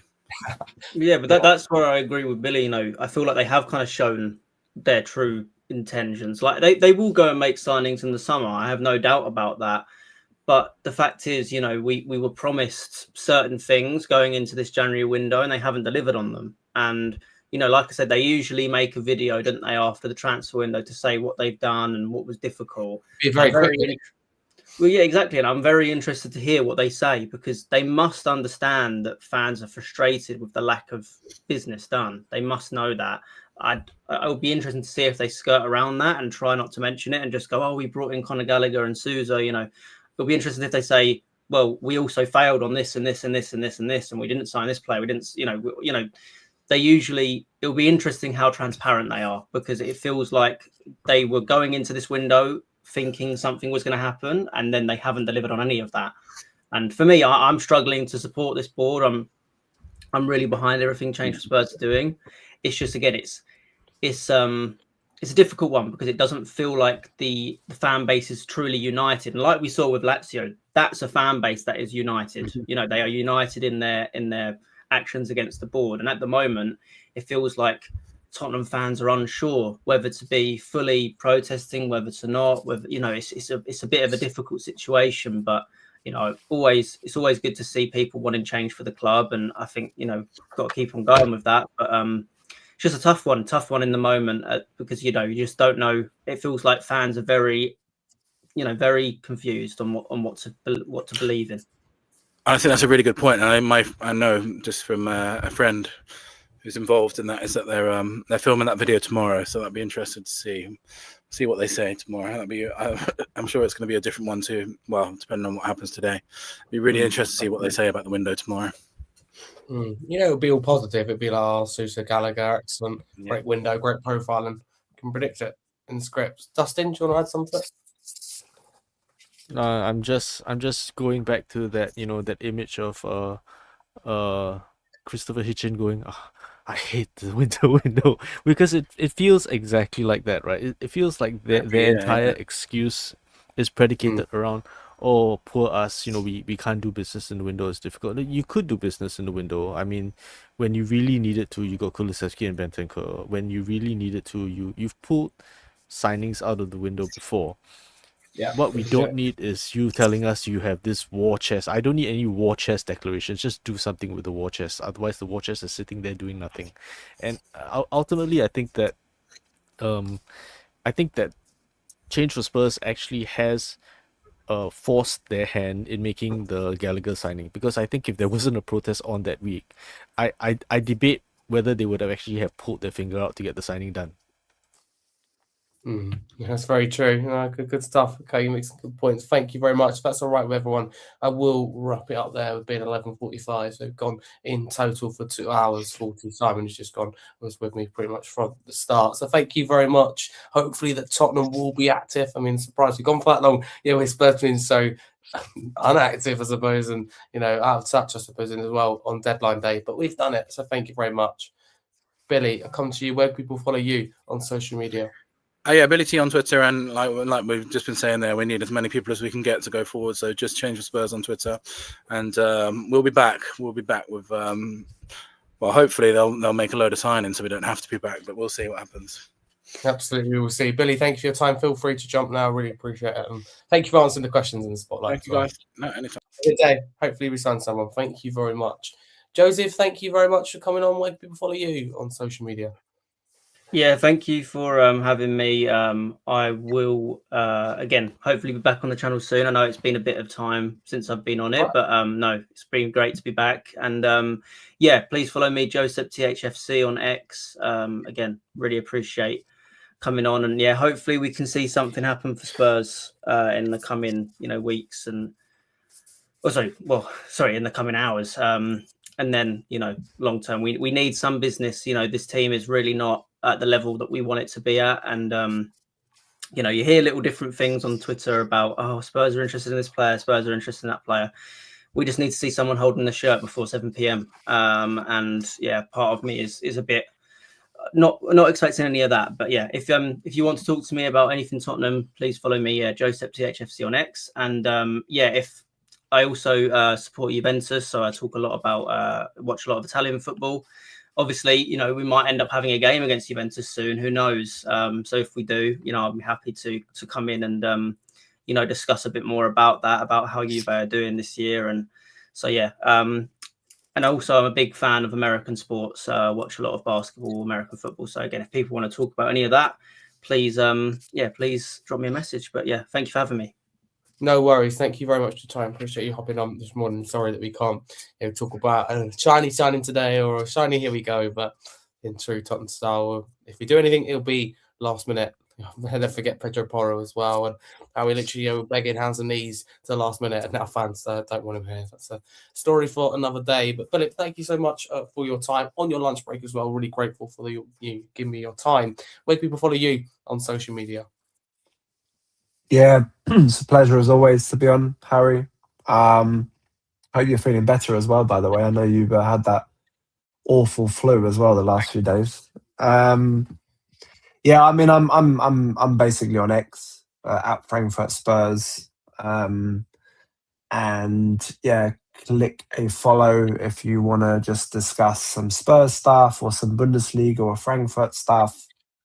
And yeah, look, just hoping that we can, pull, or that they can pull a rabbit out of the hat, right, later on. I think anything right now would be a bonus, bearing in mind we almost just need bodies, don't we? I'm not expecting like a 50 million kind of player, right, coming in, or a player of that level right now, but I'd just be happy with one or two bodies, that are obviously good enough to give some kind of squad depth right now. That's where we are. But we live in hope, right? You never know. So we'll all be going online, won't we? We'll all be like putting the hashtags in and putting on Sky Sports right until later on. So let's see, We fingers will. crossed. Is the hope that kills. So that's the thing. Hey ho. Thank you very much, Philip, for your time. Do appreciate it again. Guys, feel free to jump if you have to, no problem at all. Dustin, thank you very much for your time. First time joining a reasonable time from Singapore in the day and not in the early hours, 2, 3 a.m. So, nice surprise there for you. I don't know if you find it easier or more difficult. I don't know because you're in a routine. But thank you very much. Hopefully, you'll say again, Tottenham do sign someone today, someone that as well that could impact the team. But where do people follow you on social media? I'm terrible at spelling it, so it's on my name tag over there, so you can just find me over here. And yeah, just looking forward to a signing, preferably a progressive passer, but knowing us, it'll probably be, teenagers in positions we are already stacked with. Probably, yeah, absolutely. 17 or 18-year-old, more than likely that'll be the case. But thank you very much to everyone. Hope you enjoyed this one. And if you're interested in more content from me, there'll be updates on all my social media. But in terms of streaming, that's it for Spurs today. But there is a Scarfey Talks Premier League podcast deadline day stream. So as soon as I get in the door, at 4:55 from college. So from 5 p.m. we're on air until 7:30 with the window shutting at 7 p.m. Greenwich Mean Time. So we'll get the live reaction to the window closing half an hour after as well. So do stay tuned for that one if you're interested. And we'll cover every single Premier League club. Got a panel of 6 on. I think this gets right, Harry. Bournemouth fan, Everton fan, West Ham fan, Tottenham fan, and also co-host in Wolsey. So it should be an excellent one. There's a lot to cover, and there's news in the Premier League as well. Biggest one being that Arsenal are after Sandro Tonali. So big talking point there. But thank you to my fabulous guests. Thank you to everyone. Yeah, it's Arsenal after Tonali, which is big, isn't it? They need him. They won't get him. No, they won't get him. It's a very complicated deal, I should add, but we'll have to see. But nonetheless, thank you very much, everyone. Thank you to the chat. Let's hope we sign someone. Come on, you Spurs.